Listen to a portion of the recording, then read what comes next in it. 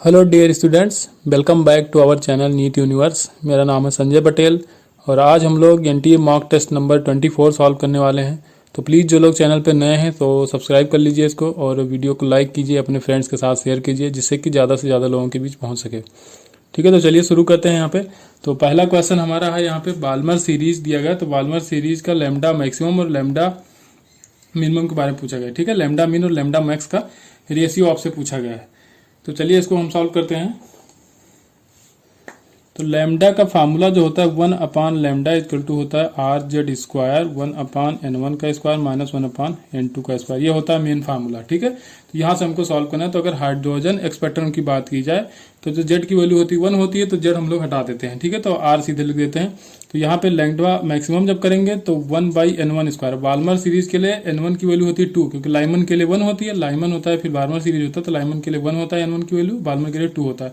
और n2 कहाँ से शुरू होगा? यहाँ 3 4 5 से शुरू होगा। n2 की वैल्यू यहाँ 2 3 4 5 से शुरू होता है। ठीक है, तो बाल्मर सीरीज के लिए हमको पूछा गया है। तो n1 की वैल्यू रखेंगे 2 का करेंगे स्क्वायर, 2 स्क्वायर माइनस, अब देखिए 1/, अब लैम्डा मैक्सिमम अगर रखना है तो यहाँ पे मिनिमम वैल्यू रखेंगे n2 की वैल्यू। ठीक है, n2 की वैल्यू यहाँ पे मिनिमम रखना। अब n2 मिनिमम कितना हो सकता है? 3। बाल्मर सीरीज के लिए n2 मिनिमम 3 होगा, फिर 4 5 6 7 इन्फिनाइट तक जाएगा, लेकिन मिनिमम कितना होगा? 3। तो जब लैम्डा मैक्सिमम निकालना हो तब यहाँ n2 की वैल्यू मिनिमम रखेंगे। मिनिमम मतलब 3 का स्क्वायर कर देंगे। ठीक है, यहाँ पे ऐसे n1 की वैल्यू यहाँ पे भी 2 रहेगी, और माइनस जब लैम्डा मिनिमम निकालना है तो यहाँ पे मैक्सिमम वैल्यू रखेंगे n2 के, और n2 मैक्सिमम कितना होता है? इन्फिनाइट के बराबर होता है। ठीक है, बस यही रेशियो आपको सॉल्व करना है। आर और आर कैंसिल आउट हो जाए, लैम्डा मिन अपान लैम्डा मैक्स का रेशियो आपसे पूछा गया है, तो लैम्डा मिन ऊपर चला जाएगा। ठीक है, लैम्डा मिन अपान लैम्डा मैक्स इक्वल टू ऊपर यह क्या हो जाएगा? 4 हो जाएगा इसका हो जाएगा 9 9 4 का जब एलसीएम लोगे हो जाएगा आपको 36, ऊपर बचेगा यहाँ 9 आएगा, माइनस 4 करोगे आ जाएगा 5/36 अपान नीचे आएगा 1/4। ठीक है, 4 से 36 को कैंसिल आउट करोगे आ जाएगा 5/9। तो लैम्डा मैक्स अपान लैम्डा मिनिमम की वैल्यू जो निकल के आएगी वो आएगा 5:9। ये होगा question number first.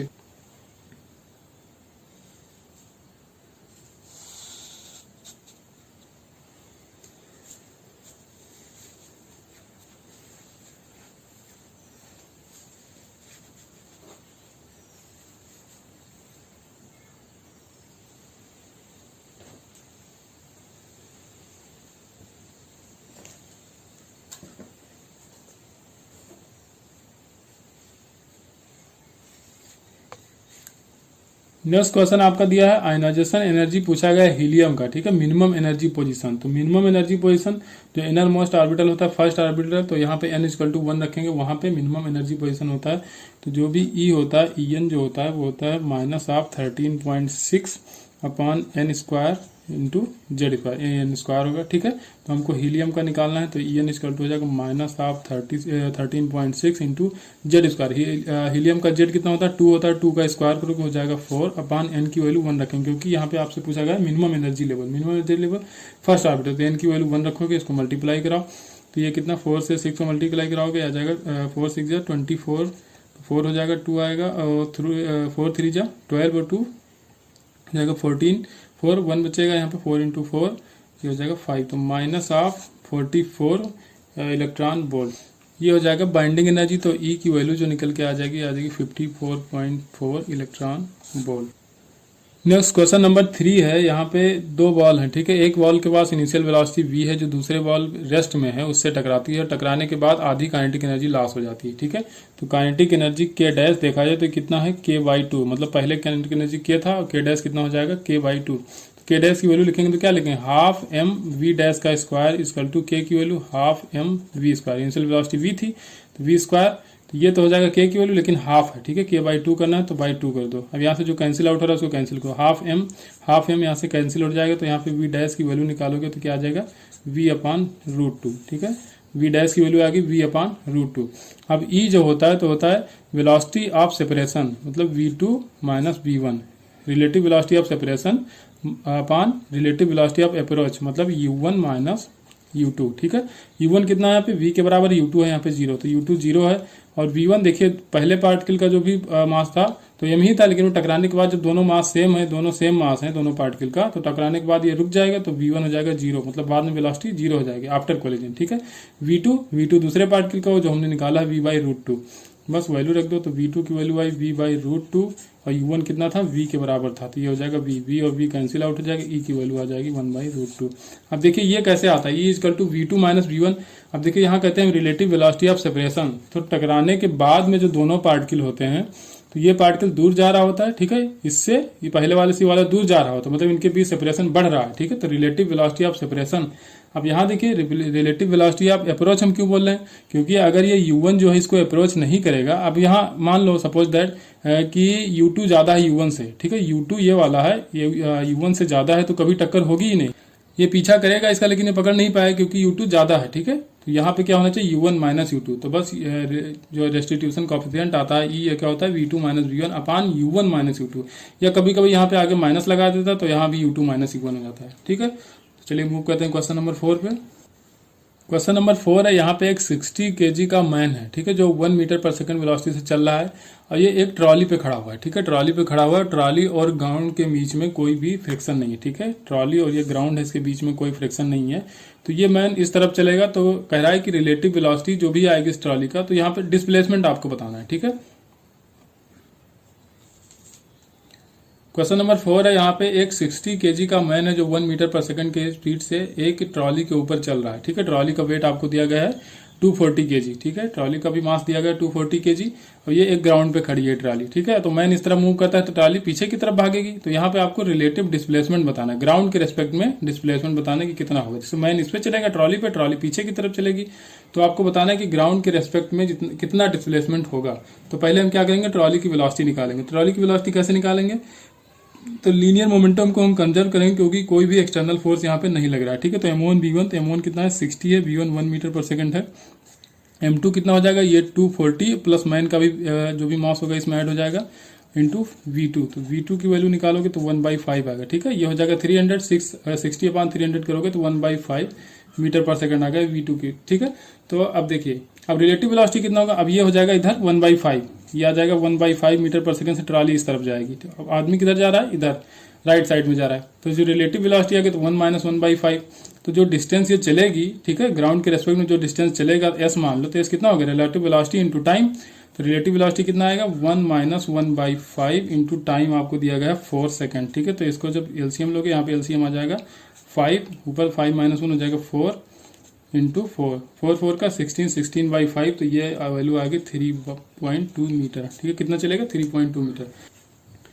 Question number 5 है, what will be the maximum speed of the car on the road turn of radius 30 metre. किसी 30 मीटर के रेडियस पे टर्न लेना है किसी कार को, तो उसकी मैक्सिमम स्पीड कितनी हो सकती है। कोफिशिएंट ऑफ फ्रिक्शन दिया गया है 0.4, तो V मैक्सिमम होता है, जो भी V मैक्स आता है, ये मैंने जब पढ़ाया था आपको हॉरिजॉन्टल सर्कुलर मोशन, वहाँ पे बताया था म्यूएस RG के बराबर होता है, ठीक है। म्यू की वैल्यू दिया है 0.4, R दिया है 30, G की वैल्यू हो जाएगी 10 को 0.4 से मल्टीप्लाई करो, 4 का 3 से करोगे, 30 से करोगे तो आ जाएगा 120, ठीक है, √120। अब देखो ऑप्शन के हिसाब से देखा जाए तो यहाँ पे अगर 11 × 11 करा जाए तो 121 आएगा, ठीक है, 11 × 11 121 आएगा, लेकिन 120 है तो मतलब 11 से थोड़ा सा कम आएगा यहाँ पे, तो 10.84 ऑप्शन में दिया गया, तो इसको आप लगा दोगे, ठीक है, 10.84 है यहाँ पे मीटर पर सेकेंड, ठीक है। V max = म्यूएस RG आपको लगाना है बस। क्वेश्चन नंबर आपको 6वां दिया गया है, the period of oscillation of magnet is 2 second. Time period कितना है 2 सेकंड है। यहाँ पे क्या है कि जो भी पोल की स्ट्रेंथ है उसको 4 टाइम्स अगर इंक्रीज कर दिया जाए तो टाइम पीरियड पे कितना इफेक्ट पड़ेगा, टाइम पीरियड कितना हो जाए। तो टाइम पीरियड T का जो फार्मूला होता है I/m × VH, ठीक है। ये हॉरिजॉन्टल डायरेक्शन में जो मैग्नेटिक फील्ड होता है वो होता है, मोमेंट ऑफ इनर्शिया होता है, ये है पोल स्ट्रेंथ। तो पोल स्ट्रेंथ को क्या किया गया 4 टाइम्स इंक्रीज किया गया, तो T2/T1 = हो जाएगा M1/M2, ठीक है, इनवर्स रिलेशन में N1/M2, ठीक है। अब ये T2 आपको निकालना है, तो T2 = हो जाएगा T1 आपको दिया गया 2 सेकंड, और यहाँ पे क्या करोगे आप M1, M कितना था, M था, बाद में 4 टाइम्स कर दिया गया 4M, ये रूट लगा हुआ है, M कैंसिल, ये 1/4 का रूट निकालोगे 1/2 आएगा, 2 कैंसिल आएगा, कितना आ जाएगा 1 सेकंड, ठीक है। या सीधे आप निकाल सकते थे, इनवर्स रिलेशन में कितना है M है, तो अगर 4 टाइम्स इंक्रीज करोगे तो हाफ हो जाएगा, क्योंकि रूट के बाहर जब 4 को निकालोगे तो 2 आएगा, तो जो भी रहा होगा टाइम पीरियड उसका आधा हो जाएगा। तो पहले 2 सेकंड था तो बाद में 1 सेकंड हो जाएगा। क्वेश्चन नंबर 7 है, यहाँ पे एक सर्किट दिखाई गई, 6 वोल्ट की बैटरी लगी हुई है, ठीक है, एक पोटेंशियल लगा हुआ E और एक ओम का रेजिस्टेंस लगा, एक 2 ओम का रेजिस्टेंस लगा हुआ। तो यहाँ पे कह रहा है कि अगर 1 ओम में करंट 0 हो जाए, ठीक है, 1 ओम में करंट 0 है तो ई की वैल्यू आपको बतानी है। तो मतलब कि यहाँ से टर्मिनल पोटेंशियल डिफरेंस जब मैंने इलेक्ट्रिकल सर्किट पढ़ाया था तो वहां पे बताया था, मतलब टीपीडी टर्मिनल पोटेंशियल डिफरेंस इसका निकालना है। टीपीडी टर्मिनल पोटेंशियल डिफरेंस, इधर से चलो पहले क्या मिल रहा है आपको, रेजिस्टेंस मिला है तो आई इंटू आर प्लस ई, ठीक है। तो टीपीडी कितना है, जो पोटेंशियल डिफरेंस यहाँ होगा, पैरेलल सर्किट है, ये भी पैरेलल है इसके, तो जो पोटेंशियल डिफरेंस यहाँ के बीच में वही यहाँ भी होगा, तो कितना है 6 वोल्ट। तो ये लिखो आप 6 वोल्ट। अब यहाँ पे क्या कहा, करंट 0 है तो आई की वैल्यू रखो 0, आर की वैल्यू 1 प्लस ई, ठीक है, ये टर्म हो जाएगा 0, तो ई की वैल्यू आ जाएगी 6 वोल्ट। तो बैटरी कितने वोल्ट की है, 6 वोल्ट की है। नेक्स्ट क्वेश्चन नंबर 8 है, पोटेंशियोमीटर का क्वेश्चन है, काफी अच्छा क्वेश्चन है ये, टफ नहीं, एकदम इजी है। इसको कहा गया है कि E1 है E2 से ज्यादा। यहाँ पे दो सेल हैं जिनको कंपेयर कराया जा रहा है, जिनका टर्मिनल पोटेंशियल इनका कंपेयर कराया जा रहा है, ठीक है। तो अब देखिए यहाँ पे कह रहा है कि जो E1 है E2 से ज्यादा है, ये कह दिया गया कंडीशन E1 E2 से ज्यादा है। तो कह रहा है गैल्वेनोमीटर पहले जब E1 को हम कंपेयर करा रहे हैं तो यहाँ C पे आ रहा है, ठीक है, C पे इसका नल डिफ्लेक्शन मिल रहा है। तो बाद में जब E2 को कंपेयर कराएंगे, ये वाला जब यहाँ से हटा के यहाँ लगा देंगे ये पोटेंशियल, यहाँ से अगर कंपेयर करेंगे E2 को हम, तो ये C क्या होगा, इससे ज्यादा होगा कि इससे कम होगा। तो भाई देखो पहले जब ये ज्यादा था, जब क्या था E1 E2 से ज्यादा है तो ज्यादा लेंथ में मिलेगा, ये भी नल पॉइंट होगा इसका गैल्वेनोमीटर का, ज्यादा लेंथ पे, क्योंकि V/L होता है ना। तो जैसे जैसे आगे बढ़ते जाओगे इंटू L करते जाओगे, तो जितना ज्यादा L से मल्टीप्लाई कराओ उतना V/L आएगा, ठीक है। ये पोटेंशियल ग्रेडियंट होता है इसका। तो देखिए अगर E1 ज्यादा था तो यहाँ पे मिला है, तो E2 कम है तो कहीं पहले ही मिल जाएगा, ठीक है, कहीं इसका जो भी नल पॉइंट होगा वो पहले ही मिल जाएगा। इसको हटा के यहाँ पे लगाना पड़ेगा अगर E2 को कंपेयर करना है। तो क्या करेंगे, नल पॉइंट है उसको हम शिफ्ट करेंगे to the left of C, मतलब कि लेफ्ट साइड में आना पड़ेगा। थोड़ा कम लेंथ लेनी है हमको तो लेफ्ट साइड में आना, थोड़ा ज्यादा लेना होता, अगर E2 ज्यादा होता तो यहाँ पे आते तो हम राइट साइड लगाते कि शिफ्ट होंगे हम राइट साइड में, लेकिन यहाँ पे लेफ्ट साइड में शिफ्टिंग होगी। तो पहला ऑप्शन यहाँ पे सही हो जाएगा, to the left of the C। Question number 9 है, यहाँ पे एक LCR सर्किट दिया गया है, voltage across the register capacitor and inductor is 10 volt, ठीक है। रजिस्टर और कैपेसिटर और जो इंडक्टर लगा उनके कितना है, उनके अक्रॉस वोल्टेज 10 वोल्ट है। आपसे पूछा गया if the capacitor is short circuited, अगर कैपेसिटर को शॉर्ट सर्किट कर दिया जाए तो वोल्टेज अक्रॉस द इंडक्टर के अक्रॉस वोल्टेज आपको दिखाना है, ठीक है। यहाँ पे शॉर्ट सर्किट पहले बाद में किया गया, ठीक है, पहले नहीं था। तो पहले नहीं था तो ये हो जाएगी रेजोनेंस कंडीशन, ठीक है। अगर XL इक्वल टू XC होता है तो ये क्या हो जाता है, रेजोनेंस कंडीशन होता है। तो यहाँ पे जो भी वोल्टेज रहा होगा वो 10 वोल्ट रहा होगा, ठीक है, क्योंकि रेजिस्टेंस के थ्रू 10 वोल्ट का ड्रॉप पहले ही बता रहा है। तो जो रेजिस्टेंस पे होता है वोल्टेज ड्रॉप वही जो मेन बैटरी होती है उसका होता है अगर रेजोनेंस कंडीशन में, तो यहाँ पे 10 वोल्ट होगा। अब अगर करंट निकाली जाए, क्योंकि यहाँ पे पोटेंशियल ड्रॉप हमको निकालना है, तो यहाँ पे पोटेंशियल ड्रॉप मतलब VL चाहिए। तो VL के लिए क्या चाहिए, XL इंटू आई आर होता है ना, V equal to I R. तो आई ये हो जाएगा करंट, पूरी करंट जो भी इसमें फ्लो करेगी, और XL हो जाएगा इसका इंडक्टिव रिएक्टेंस हो जाएगा, ठीक है, इंडक्टर का। तो पहले हम आई निकाल लें, तो आई इक्वल टू क्या होगा, V/R। V कितना है यहाँ पे 10 वोल्ट है। अब देखिए अगर VL equal to XL equal to XC equal to R पहले ही कह दिया गया है, ठीक है। तो R के बराबर तो सबका रेजिस्टेंस भी होगा, ठीक है। तो जो भी यहाँ पे होता है तो क्या करते हैं हम लोग, रेजिस्टेंस कैसे ऐड करेंगे, R स्क्वायर प्लस XL का स्क्वायर, ठीक है। तो XL भी R के बराबर ही होगा, जब R XL के बराबर होगा तो यहाँ पे क्या हो जाएगा 2R स्क्वायर। तो 2 तो अंदर ही रह जाएगा और R स्क्वायर की जगह R हो जाएगा, बाहर निकल के आ जाएगा, ठीक है। तो ये हो जाएगा R√2, ठीक है। ये हो जाएगा आपका करंट। अब क्या करना है आपको, VL निकालना। तो VL इक्वल टू XL करोगे तो XL को भी R के बराबर लिख सकते हो, यहाँ भी लिखा तो यहाँ भी कर सकते हो। R हो जाएगा ये 10/R√2, R कैंसिल आउट हो जाएगा, यह जाएगा 10/√2 वोल्ट, ठीक है। पहले हमने क्या किया, करंट निकाला, क्योंकि आपसे क्वेश्चन में पहले ही कह दिया है, ठीक है, कि VL equal to VC equal to VR है, ठीक है। तो जब VL VC VR बराबर है तो R इक्वल टू हो जाएगा XL इक्वल टू XC भी हो जाएगा, ठीक है। तो इससे हम लगाएंगे तो ये आसानी से ऑप्शन निकल के आएगा आपका। क्वेश्चन नंबर 10 है, a small metal wire loop is dragged across the gap between the poles of the magnet. Magnet के पोल्स में जो गैप है उसमें एक मेटल वायर फिल किया गया है, ठीक है। कितने टाइम में, 0.4 सेकंड में। जो फ्लक्स चेंज बताया गया इसमें 8 × 10⁻⁻4 वेबर है। तो आपसे इंड्यूस ईएमएफ बताना। तो इंड्यूस ईएमएफ का अगर मैग्नीट्यूड देखा जाए तो E इक्वल टू होता है d∅dt, d∅dt, ठीक है। फाई आपको कितना का 8 × 10⁻⁻4, ठीक है। फ्लक्स में चेंज d∅ की वैल्यू 8 × 10⁻⁻4 दिया गया। आपसे टाइम दिया गया है 0.4 सेकंड। तो इसको पॉइंट हटाओगे ऊपर 0 चला जाएगा, 80 हो जाएगा, इसको कैंसिल करोगे यहाँ जाएगा 20। तो 2 × 10⁻³ या 2 मिली वोल्ट भी बोल सकते हो, लेकिन ऑप्शन में यही दिया गया तो आप ऐसे ही रखोगे, ठीक है, 2 × 10⁻³ वोल्ट। क्वेश्चन नंबर 11 है यहाँ कि इनफाइनाइटली लॉन्ग वायर है, ठीक है, जिसमें लीनियर चार्ज डेंसिटी आपको लैम्डा दिया गया है, ठीक है, फिगर में आपको दिख रहा हो। तो पोटेंशियल डिफरेंस यहाँ पे बताना है V A minus V B between the 2 points A and B. यहाँ पे 2 पॉइंट से ए और बी, यहाँ पे पोटेंशियल डिफरेंस बताना है। चार्ज डेंसिटी है, इस पे लीनियर चार्ज डेंसिटी आपको लैम्डा दिया गया इस वायर की वजह से, ठीक है।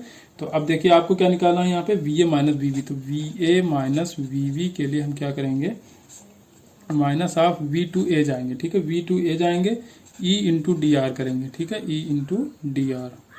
अब देखिए अब क्या करना है हमको, यहाँ पे ई की वैल्यू रखो। तो ई की जो वैल्यू होती है 2 lambda upon 4 pi epsilon naught R, ठीक है। तो यहाँ पे रख दो वी टू ए जा रहे हैं minus of 2 lambda 4 pi epsilon naught R, ठीक है।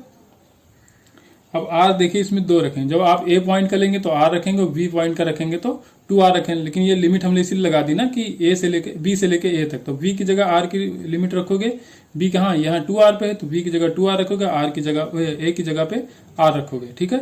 अब बाकी क्या है, यहाँ पे dr भी करना है। तो जो कांस्टेंट है उसको बाहर ले आओ, तो 2 lambda upon 4 pi epsilon not, ये है आपका कांस्टेंट, ठीक है। अब 1 अपान आर यहाँ पे जिसका इंटीग्रेशन कराना है, कहाँ से कहाँ तक माइनस था तो वी टू ए जा रहे थे, तो अगर ए टू बी करोगे तो ये प्लस हो जाएगा।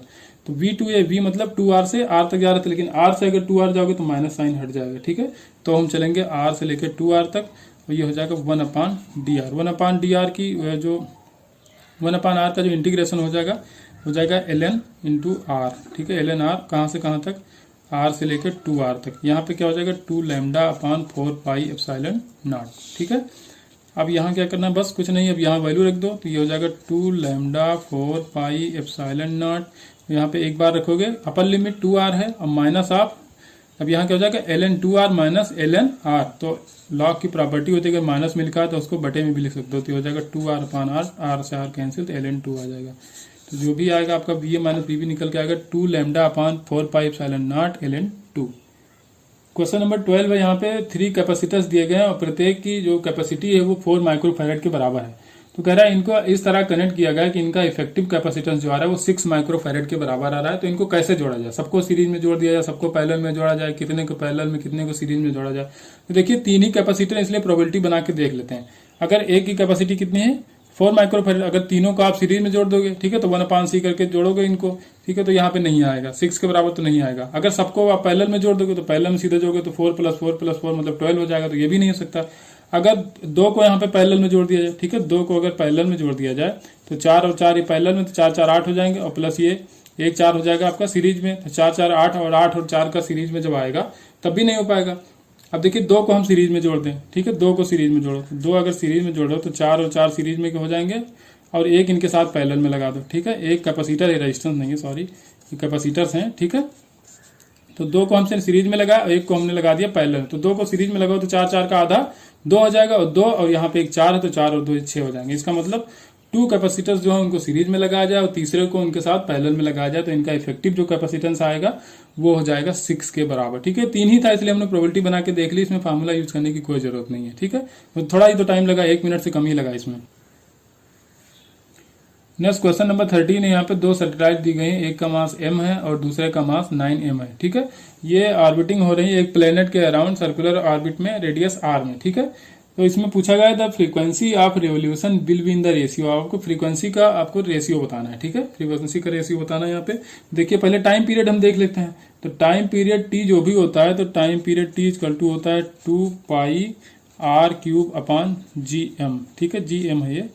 अगर देखा जाए सीधे तो यहाँ पे स्क्वायर करोगे तो T square directly proportional to हो जाएगा r³ के, क्योंकि ये मास और ये कांस्टेंट रहेंगे, ठीक है। तो किसके बराबर हो जाएगा, क्योंकि ये अर्थ का मास होता है, ठीक है, ये प्लेनेट का मास नहीं है, तो यहाँ पे टी स्क्वायर डायरेक्टली प्रोपोर्शनल हो जाएगा r³ के। तो फ्रीक्वेंसी देखा जाए तो 1/f होता है, ठीक है, 1/t हो जाएगा, फ्रीक्वेंसी की वैल्यू 1/t हो जाएगा। तो इसका स्क्वायर करोगे, ठीक है, तो इसका स्क्वायर करोगे तो क्या हो जाएगा 1/r हो जाएगा, क्यूब हो जाएगा, ठीक है, ये हो जाएगा इसके बराबर। तो इसका कोई मतलब नहीं है, यहाँ पे मास से इंडिपेंडेंट है, ठीक है। तो मास 9 हो या m हो, उसका जो भी फ्रीक्वेंसी आएगा या टाइम पीरियड आएगा तो वो उतना ही रहेगा, ठीक है, मास पे डिपेंड नहीं करता, प्लेनेट के मास पे डिपेंड नहीं करता, ये किस पे डिपेंड करता है, अर्थ के मास पे डिपेंड करता है। और यहाँ पे अर्थ के मास में तो कोई चेंज किया नहीं जा सकता। तो 2 सैटेलाइट हैं जिनका मास m और 9m है, लेकिन ऑर्बिटिंग जो रेडियस है उनका सेम हो, रेडियस सेम हो तो टाइम पीरियड हो या फ्रीक्वेंसी हो दोनों सेम ही रहेगा, तो इसका रेशियो जो भी आएगा 1:1 आएगा, मतलब कि फ्रीक्वेंसी उनकी सेम होगी, या टाइम पीरियड भी पूछा जाता तब भी सेम ही हो जाता। क्वेश्चन नंबर 40 इसमें कह रहा है कि जो भी वेट किसी बॉडी का है वो इक्वेटर पे और पोल पे सेम है। ठीक है, इक्वेटर पे और पोल पे सेम है। और पोल पे कब सेम है? जब हम जा रहे हैं डी डेप्थ तक। ठीक है, किसी पोल पे जाइए, पहले पोल पे जाने के बाद डी डेप्थ तक जाइए, तो डी डेप्थ में जितना जी की वैल्यू होती है उसको अब मास से मल्टीप्लाई कराओगे तभी वेट आएगा। तो जो बॉडी का वेट है तो पोल पे डी डेप्थ में और इक्वेटर पे सरफेस पर जो भी वेट होता है वो सेम होता है। तो M G equator equal to M G P, मतलब पोल पे डेप्थ पे, जब डी डेप्थ पे जाते हैं उसके बराबर कर देते हैं एम जी पोल। तो एम रखेंगे और जी पोल पे कितना होता है? जी इफेक्टिव जो होता है वो होता है g minus r omega square cos lambda होता है, लेकिन लेमडा की वैल्यू यहाँ पे जीरो होती है। ठीक है, इक्वेटर पे लेमडा की वैल्यू जीरो, तो कास जीरो की वैल्यू 1 हो जाती है। तो ये हो जाएगा आपका। और इधर एम और यहाँ पे जी की वैल्यू जी डेप्थ में क्या होती है? जी 1 माइनस डी अपान आर, ये होता है। ठीक है, तो आपको डी की वैल्यू बतानी है कि कितने डेप्थ पे होगा इसके बराबर, बस डी की वैल्यू आपको बतानी है। तो एम और एम यहाँ पे कैंसिल आउट हो जाएंगे और जब g minus r omega square g को इनसाइड मल्टीप्लाई कराओ तो हो जाएगा g minus g d upon r. G और जी कैंसिल आउट हो जाएगा, माइनस माइनस कैंसिल आउट हो जाएगा। डी आपको निकालना है, आर इधर मल्टीप्लाई कराओ तो r square omega square upon g हो जाएगा। तो जो भी डी की वैल्यू आ जाएगी वो आर इधर लाओगे तो r square omega square upon g नीचे चला आएगा। तो डी की वैल्यू आएगी r square omega square upon g. पहला ऑप्शन सही हो जाएगा। क्वेश्चन नंबर 15 है, यहाँ पे कहा गया two identical conducting rod are first connected independently. पहले में देखिए इंडिपेंडेंट कनेक्ट है, इससे दूसरे दो वेसल है। यहाँ पे एक वेसल में क्या 100 डिग्री सेल्सियस पे वाटर रखा गया है, दूसरे वेसल में 0 डिग्री सेल्सियस पे आइस रखा गया है। तो यहाँ पे जो मेल्टिंग ऑफ आइस मतलब डीएम अपान dt का जो रेट है वो Q1 के बराबर है। और दूसरे में कहा गया टेम्परेचर डिफरेंस सेम है 100 डिग्री और यहाँ पे 0 डिग्री। ठीक है, ये आइस है, ये आपका वाटर 100 डिग्री सेल्सियस पे। और दोनों रॉड यहाँ पे ऐसे कनेक्टेड थी अलग अलग इंडिपेंडेंटली, अब क्या गया दोनों को सीरीज में कनेक्ट कर दिया गया। ठीक है, तो उसके बाद यहाँ पे जो डीएम अपान dt आ रहा है तो वो आ रहा है Q2 के बराबर। तो Q1 अपान Q2 का रेशियो आपको यहाँ पे बताना है। ठीक है, तो Q इजकल टू क्या होता है? ml। Q equal to ml इसको चाहिए पिघलने के लिए। ठीक है, बर्फ को पिघलने के लिए कितनी एनर्जी चाहिए? Q इजकल टू ml, क्योंकि यहाँ पे फेज चेंज हो रहा है। तो Q इजकल टू ml है, तो dq अपान dt अगर करोगे, dq अपान dt करोगे तो क्या हो जाएगा? dm upon dt into L. ठीक है, ये dm अपान dt की वैल्यू कितना Q रखना है आपको। ठीक है, अब देखना है, अब ये क्या है? हीट करंट होती है। dq अपान dt क्या होती है? हीट करंट होती है। HC मान लो, इसको हीट करंट होगा। ठीक है, तो हीट करंट इक्वल टू क्या हो जाएगा? Temperature difference. ठीक है, टेम्परेचर डिफरेंस हीट करंट, ये जो dq बाई dt आएगा वो हो जाएगा temperature difference upon thermal resistance. ठीक है, temperature difference upon thermal resistance तो हो जाता है हीट करंट। अब ये किसके बराबर है? dm upon dt into L. तो एल तो कांस्टेंट ही रहेगा। ठीक है, तो delta T by R, delta T भी कांस्टेंट क्योंकि टेम्परेचर डिफरेंस यहाँ पे कांस्टेंट लिया गया। ठीक है, टेम्परेचर डिफरेंस देखिए कोई चेंज नहीं यार, 100 डिग्री पहले भी था, ये भी 0 पहले था, यहाँ भी वही हाल था। तो इसका मतलब जो भी dt है उसमें कोई चेंज नहीं होगा, डेल्टा टी सेम ही रहेगा। तो जो भी डीएम अपान dt है तो किसके प्रोपोर्शनल है? Inversely proportional to thermal resistance. Dm upon dt inversely proportional to thermal resistance. अब देखिए, अब थर्मल रेजिस्टेंस यहाँ पे दोनों जब रॉड पैरेलल में लगे हुए हैं तो यहाँ पे रेजिस्टेंस जो भी होगा वो r/2 आ जाएगा। ठीक है, यहाँ जब सीरीज में है तो यहाँ पे रेजिस्टेंस हो जाएगा 2r। बस डीएम अपान dt का रेशियो निकालना है। तो Q1 अपान Q2 तब करोगे तो इनवर्स रिलेशन है तो क्या हो जाएगा? R2 अपान R1। ठीक है, R1 कितना था? R/2 और R2 कितना निकल के आया? जब सीरीज में हमने लगा दिया तो 2r के बराबर आ गया, तो हो जाएगा 2r, 2 ऊपर चला जाएगा, r कैंसिल आउट हो जाएगा तो आ जाएगा 4:1। तो Q1 बाई Q2 का जो रेशियो निकल के आएगा 4:1। ठीक है, इस तरह के तो बहुत क्वेश्चन किए होंगे आपने। बस इसको जब भी कीजिए तो बस इलेक्ट्रिकल सर्किट जो होती है उससे कंपेयर करके कीजिए। वहां पे पोटेंशियल डिफरेंस होता है, यहाँ पे टेम्परेचर डिफरेंस होता है।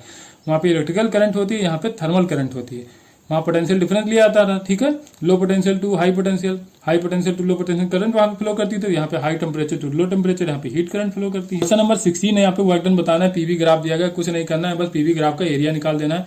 ट्रायंगल बनना है, ट्रायंगल का एरिया होता है half base into height. Base यहाँ पे हो जाएगा 3b माइनस बी मतलब 2b के बराबर, और हाइट हो जाएगा 4p माइनस p 3p के बराबर। ठीक है, 2 और 2 कैंसिल आउट हो जाएंगे, आ जाएगा 3p इंटू वी।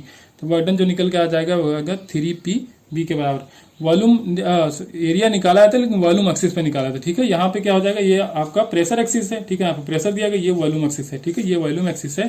तो जब भी एरिया निकालोगे तो इसी एक्सिस पे निकालोगे, इतना ध्यान रखना। पीवी ग्राफ का एरिया निकालना होता है वॉल्यूम एक्सिस पे, बस इतना ध्यान रखना है। नेक्स्ट क्वेश्चन आपका रेफ्रिजरेटर से, इसमें हीट एब्जॉर्ब दिया गया 2000 कैलोरी ठीक है। कोफिशिएंट ऑफ परफॉर्मेंस दिया गया है 4, तो वर्क डन आपसे पूछा गया। तो कोफिशिएंट ऑफ परफॉर्मेंस जो बीटा होता है Q2 अपॉन W, जितना ये हीट एब्जॉर्ब करता है अपॉन वर्क डन। ठीक है, तो वर्क डन आपको निकालना है तो W इस तरफ लाओ, Q2 आपको दिया गया 2000 कैलोरी, इसको जूल में आंसर दिया गया तो 4.2 से मल्टीप्लाई करा लो अपॉन बीटा की वैल्यू आपको दी गई है 4। ठीक है, इसको डिवाइड करोगे आ जाएगा 2100। ठीक है, 2100 आएगा यहाँ पे जूल।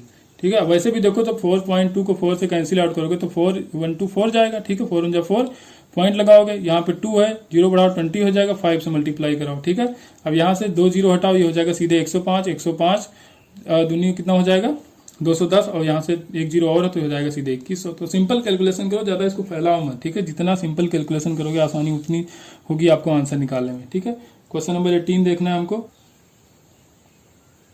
क्वेश्चन नंबर 18 में कहा गया है कि एक वेसल फिल्ड है विद 1 atm प्रेशर पे और टेम्परेचर है 27 डिग्री सेल्सियस।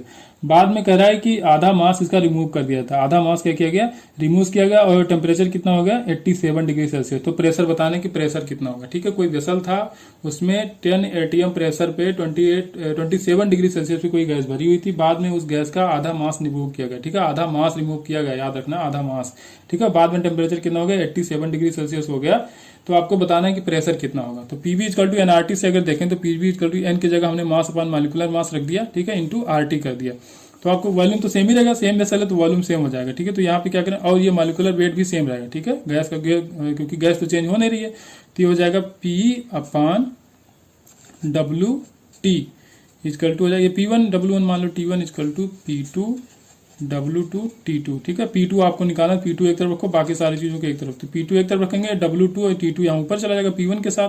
P1 10 atm था, W2 क्या हो गया W1/2 हो गया, इंटू T2 है 87 डिग्री सेल्सियस। अगर आपको इसको केल्विन में चेंज करना तो हो जाएगा 360 अपान करोगे। अब यहाँ पे क्या था W1 है, क्योंकि W2 क्या हो गया था W1 के आधा हो गया था, इंटू T1 था 27 degree Celsius, that's mean 300 kelvin. Cancel करो इसको, ये W1 से W1 कैंसिल आउट हो जाएगा, इसको P2 जब कैलकुलेट करवा जाएगा 6 atm। ठीक है, सॉल्व करना तो और कर देते हैं, 6 6 जा 36, 6 5 जा, ये हो जाएगा 35 इंटू 2, ये हो जाएगा 10, और 2 और 2 कैंसिल आउट हो गया, 6 बचेगा। नंबर 19 है, conductor is carrying a current I, the magnetic field intensity at the point O which is common centre of the 3 arc. ठीक है, 3 आर्क दिए गए, ये पहला मान लो, ये पहला है, ये दूसरा है, और ये तीसरा आर्क है। ठीक है, 3 आर्क है, इनका सेंटर एक ही है, ये एक दूसरे से आर डिस्टेंस में। ठीक है, आर डिस्टेंस में ये है, फिर यहाँ से यहाँ आ रहा है, यहाँ से यहाँ आ रहा है, तो पूरा अगर देखा जाए तो 3R हो जाएगा, ये यहाँ से 2R हो जाएगा, यहाँ से आर डिस्टेंस हो जाएगी। तो यहाँ पे नेट मैग्नेटिक फील्ड देखना है, तो पहले डायरेक्शन निकाल लेते हैं। तो पहले आर्क की वजह से फिंगर को टर्न करो करंट के डायरेक्शन में, थंब आपको ऊपर आ रहा है, तो पहला आर्क है, उसकी वजह से जो भी मैग्नेटिक फील्ड होगा वो आउटवर्ड होगा। ऐसे करंट के ये भी एंटी क्लॉकवाइज है, ऐसे मूव कराओगे तो थर्ड वाला जो पार्ट होगा तो थर्ड वाले की वजह से भी आउटवर्ड होगा। तो I3 भी थर्ड, जो V3 होगा वो भी आउटवर्ड है, और जो V2 है वो क्लॉकवाइज है, तो उसकी वजह से इनसाइड हो जाएगा। तो हम क्या करेंगे, V1 और V3 को ऐड कर देंगे और V2 को उसमें से निकाल देंगे। तो जो भी नेट मैग्नेटिक फील्ड आएगा वो आ जाएगा आपका V1 plus V3 plus minus V2, क्योंकि V2 का डायरेक्शन चेंज है। ठीक है, यहाँ पे देखिए ये क्लॉकवाइज है, तो इसका इनवर्ड मैग्नेटिक फील्ड है, बाकी दोनों की वजह से आउटवर्ड है। तो अब देखिए, अब जो थीटा एंगल होता है उस पर हम लोग कैसे निकालते हैं मैग्नेटिक फील्ड, फार्मूला लगाएंगे μ0I upon 4πr into theta. ठीक है, थीटा दोनों सबका सेम ही है, थीटा करेंगे μ0I अपॉन 4πr। अब आर देखो, यहाँ से यहाँ तक ये आर था, अब थर्ड वाला निकाल लें तो ये पूरा आर रखेंगे, यहाँ से यहाँ तक तो ये रखेंगे आप 3R minus of μ0I upon 4π। Are कितना रखेंगे इसके लिए 2R रखेंगे, क्योंकि दूसरा वाला वायर कितनी दूर पे, यहाँ सेंटर से 2R पे है, तो यहाँ पे रखेंगे 2πr की जगह आप 2R रख देंगे बस। अब एलसीएम लो, आपका आंसर आ जाएगा। एलसीएम कितना आ जाएगा, ये 4 इंटू 3 ये 12 आ जाएगा, यहाँ पे 4 है, ये 4 इंटू 2 ये 8 है, तो इसका एलसीएम लेंगे 24πr। ठीक है, 24πr। अब 4πr से इसको कैंसिल करेंगे तो आ जाएगा 6 μ0I। ठीक है, इंटू थीटा भी रहेगा, 6 μ0I इंटू थीटा, प्लस यहाँ पे ये 12 हो जाएगा, तो यहाँ पे सिर्फ 2 रहेगा, 2 μ0I। थीटा सब जगह लिख देना, थीटा छूट गया, थीटा सब जगह रहेगा, क्योंकि थीटा सबके लिए सेम है, सेम आर्क है। ठीक है, आर्क ये ज्यादा है लेकिन थीटा सबके लिए सेम ही है। थीटा हो जाएगा माइनस ऑफ μ0I थीटा, यहाँ पे कितना है 4 इंटू 2 8 है, 8 को 3 से करोगे तो यहाँ पे हो जाएगा 3 μ0I हो जाएगा थीटा। अब ये करोगे 24πr, यहाँ पे ये 6 और ये है 2, 6 और 2 8 हो जाएगा, 8 माइनस 3 होगा 5, तो 5 μ0,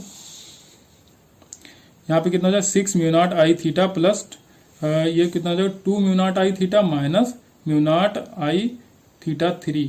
अपॉन 24 पाई आर। बस अब क्या करना है, सबको ऐड कर दो। 6 + 2 ये हो जाएगा 8 म्यू नॉट आई, 8 म्यू नॉट आई -3 तो हो जाएगा 5 म्यू नॉट आई थीटा। ठीक है, आंसर आपका सही हो जाएगा पहला 5 mu naught I theta upon 24 pi are.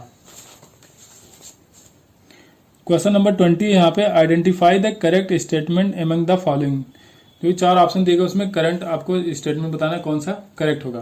पहला ऑप्शन है cyclotron frequency is dependent on the speed of the charge particle. तो जो भी साइक्लोट्रॉन होता है उसको हम आपको समझाते हैं।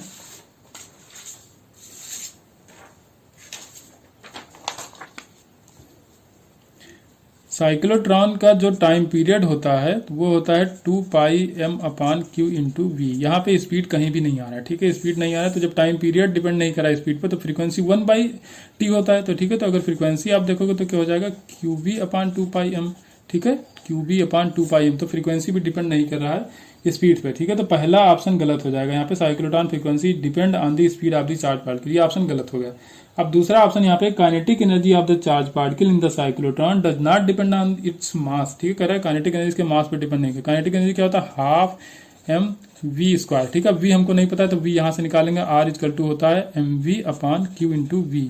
तो यहां से जब v निकालोगे तो क्या आ जाएगा r⁴m। तो k = करोगे हाफ mv² करो, v² की जगह क्या रखोगे r, और ये क्यू भी इधर आएगा तो r⁴v/m का स्क्वायर करोगे। ठीक है, तो यहाँ m² हो जाएगा, एक m से कैंसिल हो जाती है, हो जाएगा half r² q² v²/m। m² होगा, एक m से m कैंसिल हो जाए तो एक m बचा रह जाएगा। इसका मतलब काइनेटिक एनर्जी मास पे डिपेंड कर रही है, ये भी ऑप्शन गलत हो जाएगा। सी ऑप्शन आपका है cyclotron frequency does not depend on the speed of the particle. तो ये सही है भाई, साइक्लोट्रॉन की फ्रीक्वेंसी जो है F = qv/2πm। तो 2πm, अब इसमें वेलोसिटी कहीं ना आ रही है, स्पीड नहीं आ रही है। ठीक है, तो स्पीड पे डिपेंड नहीं करता, तो सी ऑप्शन आपका सही हो जाएगा। ऐसे डी ऑप्शन फिर से आ गया, kinetic energy of the charge particle in the cyclotron independent of charge. भैया चार्ज पे तो डिपेंड कर रहा है, देखिए काइनेटिक एनर्जी तो निकाला हमने, चार्ज पे डिपेंड कर रहा है। नेक्स्ट क्वेश्चन नंबर 21 है। यहाँ पे कोई मैन है लिफ्ट के अंदर, ठीक है, अपने हाथ में एक बॉल लिया हुआ है, मैन दिख रहा है, अपने हाथ में बॉल लिया, ऊपर की तरफ थ्रो करता है 5 मीटर/सेकंड से। ठीक है, तो अब ये इसके हाथ में दोबारा लौट के आती है, ठीक है, 0.8 सेकंड के बाद। इसका मतलब इसका जो टाइम ऑफ फ्लाइट होगा, टाइम ऑफ फ्लाइट मतलब यहाँ से जाएगी ऊपर फिर लौट के इसके हाथ में आ रही है। ठीक है, इसका कितना टाइम लग रहा है 0.8 सेकंड। तो आपको लिफ्ट का एक्सेलरेशन बताना है। लिफ्ट ऊपर की तरफ एक्सेलरेट कर रही है, ए से हम मान ले रहे हैं कि लिफ्ट ए से ऊपर की तरफ एक्सेलरेट कर रही है। ठीक है, तो अब क्या करेंगे, पहले टाइम ऑफ फ्लाइट का फॉर्मूला लगाओ। तो t = हो जाएगा 2u/g। ठीक है, 2u की वैल्यू 5 मीटर/सेकंड आपको दिया था। अब g इफेक्टिव करना, g नहीं हुआ तो g इफेक्टिव कितना हो जाएगा, g + a के बराबर हो जाएगा। ठीक है, और ये किसके बराबर हो जाएगा, टोटल ये पूरा जितना आएगा ये टाइम ऑफ फ्लाइट के बराबर हो जाएगा। मतलब 5 × 2 ये हो जाएगा 10 = g + a × t, g + a × t। t की वैल्यू दिया 0.8 सेकंड, 0.8 यहाँ रख दो, नीचे ले आओ इसके। ठीक है, तो 0.8 आ जाएगा। ठीक है, अब यहाँ से जब a की वैल्यू आप कैलकुलेट करोगे, g की वैल्यू 10 रखोगे, तब a की जो वैल्यू निकल के आएगी 2.5 मीटर/सेकंड स्क्वायर। ठीक है, 2.5 मीटर/सेकंड निकल के आएगी a की वैल्यू। तो इतने एक्सेलरेशन से 2.5 मीटर/सेकंड स्क्वायर होगा, इतने एक्सेलरेशन से लिफ्ट ऊपर की तरफ जा रही होगी। क्वेश्चन नंबर 21 दिया गया है, 60 डिग्री एंगल पे किसी पार्टिकल को फेंका गया 10 मीटर/सेकंड स्पीड से। ठीक है, तो आपको बताना है कि जब ये हॉरिजॉन्टल से इसकी जो वेलोसिटी होगी वो 30 डिग्री एंगल बना रही होगी, तो वेलोसिटी कितनी होगी। ठीक है, वो वेलोसिटी बतानी है जब वो हॉरिजॉन्टल से 30 डिग्री कोड बना रही होगी। ठीक है, तो हमको क्या करना है, सिंपल एक इसमें वो पता है, कॉन्सेप्ट हमको पता है इसमें कि जो हॉरिजॉन्टल डायरेक्शन की वेलोसिटी होती है वो ऑलवेज कांस्टेंट होती है ओवरऑल दी मोशन। ठीक है, तो यहाँ पे जो हॉरिजॉन्टल कंपोनेंट इस v का होगा वही हॉरिजॉन्टल कंपोनेंट इसके बराबर होगा जो इनिशियल कंडीशन में था। मतलब 10 cos 60 की value 1/2 = v cos 30, v cos 30 की वैल्यू √3/2। v आपको निकालना है, 2 कैंसिल आउट हो जाएगा, v इस तरह ले आएंगे 10 चला जाएगा, v इधर रहेगा तो ये √3 10 के नीचे आ जाएगा, तो v = हो जाएगा 10/√3। ठीक है, तो 10/√3 हो जाएगी स्पीड इसकी, जब ये कितना एंगल बना रहा होगा, 30 डिग्री बना रहा होगा हॉरिजॉन्टल से। कर रहे हैं ऊपर से। ठीक है, ऊपर से इसको ड्रॉप किया जा रहा है लेकिन पैराशूट के सहारे। ठीक है, पैराशूट के सहारे इसको ड्रॉप किया जा रहा है, ये ग्राउंड पे आके रेस्ट में आ जाता है। ठीक है, इसमें रिटार्डेशन लग रहा है। ठीक है, वो किसके बराबर है, 2g के बराबर है, जो भी रिटार्डेशन है, क्योंकि भाई देखिए जब वेलोसिटी आपकी होती है, जब ऊपर से ऐसे आप कूद पड़ोगे तो क्या होगा, तब तो एक्सेलरेशन लगेगा g, लेकिन जब पैराशूट लगाए रखोगे तो क्या होता है, रिटार्डेशन होता है, मतलब आपकी वेलोसिटी धीरे धीरे कम होती रहती है, धीरे धीरे आप उतरते आओगे। तो जो भी रिटार्डेशन यहाँ पे दिया गया a की वैल्यू वो 2g के बराबर दी गई है।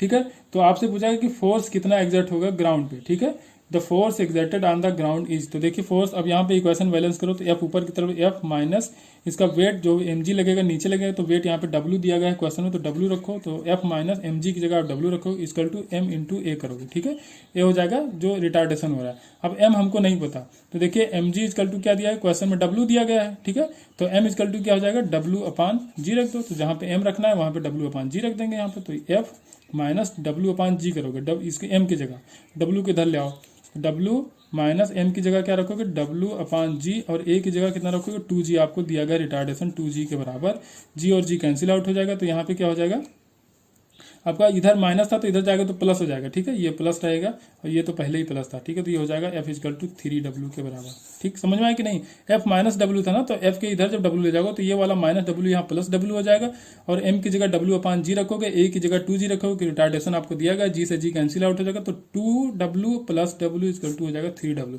तो 3w के बराबर वेट जो भी फोर्स होगा एग्जर्ट होगा ग्राउंड पर, ठीक है। मूव करते हैं क्वेश्चन नंबर 24। क्वेश्चन नंबर 24 है, यहाँ पे 3 न्यूक्लियाइज दी गई हैं जिनका मास नंबर है 3, 4, 5 और बाइंडिंग एनर्जी पर न्यूक्लियन दिया गया है 5.3, 6.2 एंड 7.4 रेस्पेक्टिवली। यहाँ पे सबने लिख रखा है 3, इसका जो मॉलिक्यूलर नंबर इसका 3 है, ठीक है, मॉलिक्यूलर जो मास नंबर है, सॉरी मास नंबर 3 है, उसका जो भी बाइंडिंग एनर्जी पर न्यूक्लियन है 5.3 मेगा इलेक्ट्रॉन वोल्ट है, 4 वाले का 6.2 है, 5 वाले का 7.4 है। बाद में कह रहा है कि 3 और 5 वाले को कंबाइन करके 4 मास नंबर वाला जो न्यूक्लियाई उसको बनाया जाता है, मतलब A3 और V5 को हम लोग कंबाइन करके C4 बनाते हैं, लेकिन कितना बनेगा, इसके 2 न्यूक्लियाई बनेगी, क्योंकि यहाँ पे 3 और ये 5 है, तो 5 प्लस 3 ये हो जाएगा 8, लेकिन यहाँ पे तो 4 ही है, तो C4 वाला कितना बनेगा, 2 बनेगा। तो अब ये बाइंडिंग एनर्जी पर न्यूक्लियन जब दिया जाता है तो उससे अगर बाइंडिंग एनर्जी निकालना हो तो मास नंबर से उसको मल्टीप्लाई कराया, तो मास नंबर से मल्टीप्लाई करा दो, यहाँ भी करा दो और यहाँ भी करा दो, ठीक है। अब क्या करेंगे, इसका जो 3 का आएगा और 5 का आएगा उसको ऐड करके इसको जो 4 का आएगा बाइंडिंग एनर्जी उसको माइनस कर देंगे, तो यहाँ पे पता चल जाएगा कि कितनी एनर्जी एब्जॉर्ब होगी इस प्रोसेस में, ठीक है, इस प्रोसेस में कितनी एनर्जी एब्जॉर्ब होगी यहीं से निकल के आ जाएगा। तो पहले देखिए हम कैलकुलेट कर लेते हैं, ठीक है, तो 3 इंटू जब 5.3 करोगे तो आएगा 15.9, तो ये हो जाएगा आपका 15.9, यहाँ से मल्टीप्लाई करा के देख लेना, इसको जब करोगे तो ये आ जाएगा 24.8 आएगा, और यहाँ पे 37.0 आएगा, ठीक है, 37 आ जाएगा, ठीक है, फिफ्थ वाले का यहाँ से 5 से मल्टीप्लाई कराओगे, ठीक है, इसका मॉलिक्यूलर नंबर जो भी है 5 है, ठीक है। अब क्या करेंगे हम थर्ड वाले का और फिफ्थ वाले का ऐड करेंगे, क्योंकि थर्ड और फिफ्थ को हम लोग को ऐड करना है, ठीक है, तो इसको ऐड कर ली तो हो जाएगा 15.9 प्लस 37 और माइनस किसको करना है 24 वाले को, लेकिन कितना है इसका 2 मॉलिक्यूल है तो 2 इंटू 24.8, ठीक है, इसको सॉल्व कर लेना, आ जाएगा 3.3 मेगा इलेक्ट्रॉन वोल्ट। तो जब भी क्वेश्चन में थोड़ा सा ध्यान रखना है, इसमें बाइंडिंग एनर्जी पर न्यूक्लियन दे देता है तो फिर जो नंबर ऑफ न्यूक्लियंस होते हैं, ठीक है, मास नंबर, उससे मल्टीप्लाई कराना पड़ता है, बस इतना इसमें थोड़ा सा ध्यान रखना पड़ता है। और इसमें ऑप्शन ऐसे दिए गए हैं जो आप यहाँ मल्टीप्लाई ना कराते, सीधे इसको जोड़ देते 5.3 प्लस 7.4 माइनस 2 टाइम्स 6.2, तब भी आंसर निकल के आ जाता है, लेकिन वो गलत हो जाता है, ठीक है, आपको मल्टीप्लाई कराना पड़ेगा। बाइंडिंग एनर्जी पर न्यूक्लियन दिया है तो नंबर ऑफ मास, जो मास नंबर होता है उससे आपको मल्टीप्लाई कराना पड़ता है। क्वेश्चन नंबर 25 इसमें कहा गया if the total energy of the simple harmonic oscillator is E, total energy कितना ई है, then its potential energy when it is the half way to its end point will be, कह रहा है कि half अगर amplitude हो इसका तो पोटेंशियल एनर्जी कितना होगा, ठीक है, तो पोटेंशियल एनर्जी पीई का जो फॉर्मूला होता है वो जाएगा हाफ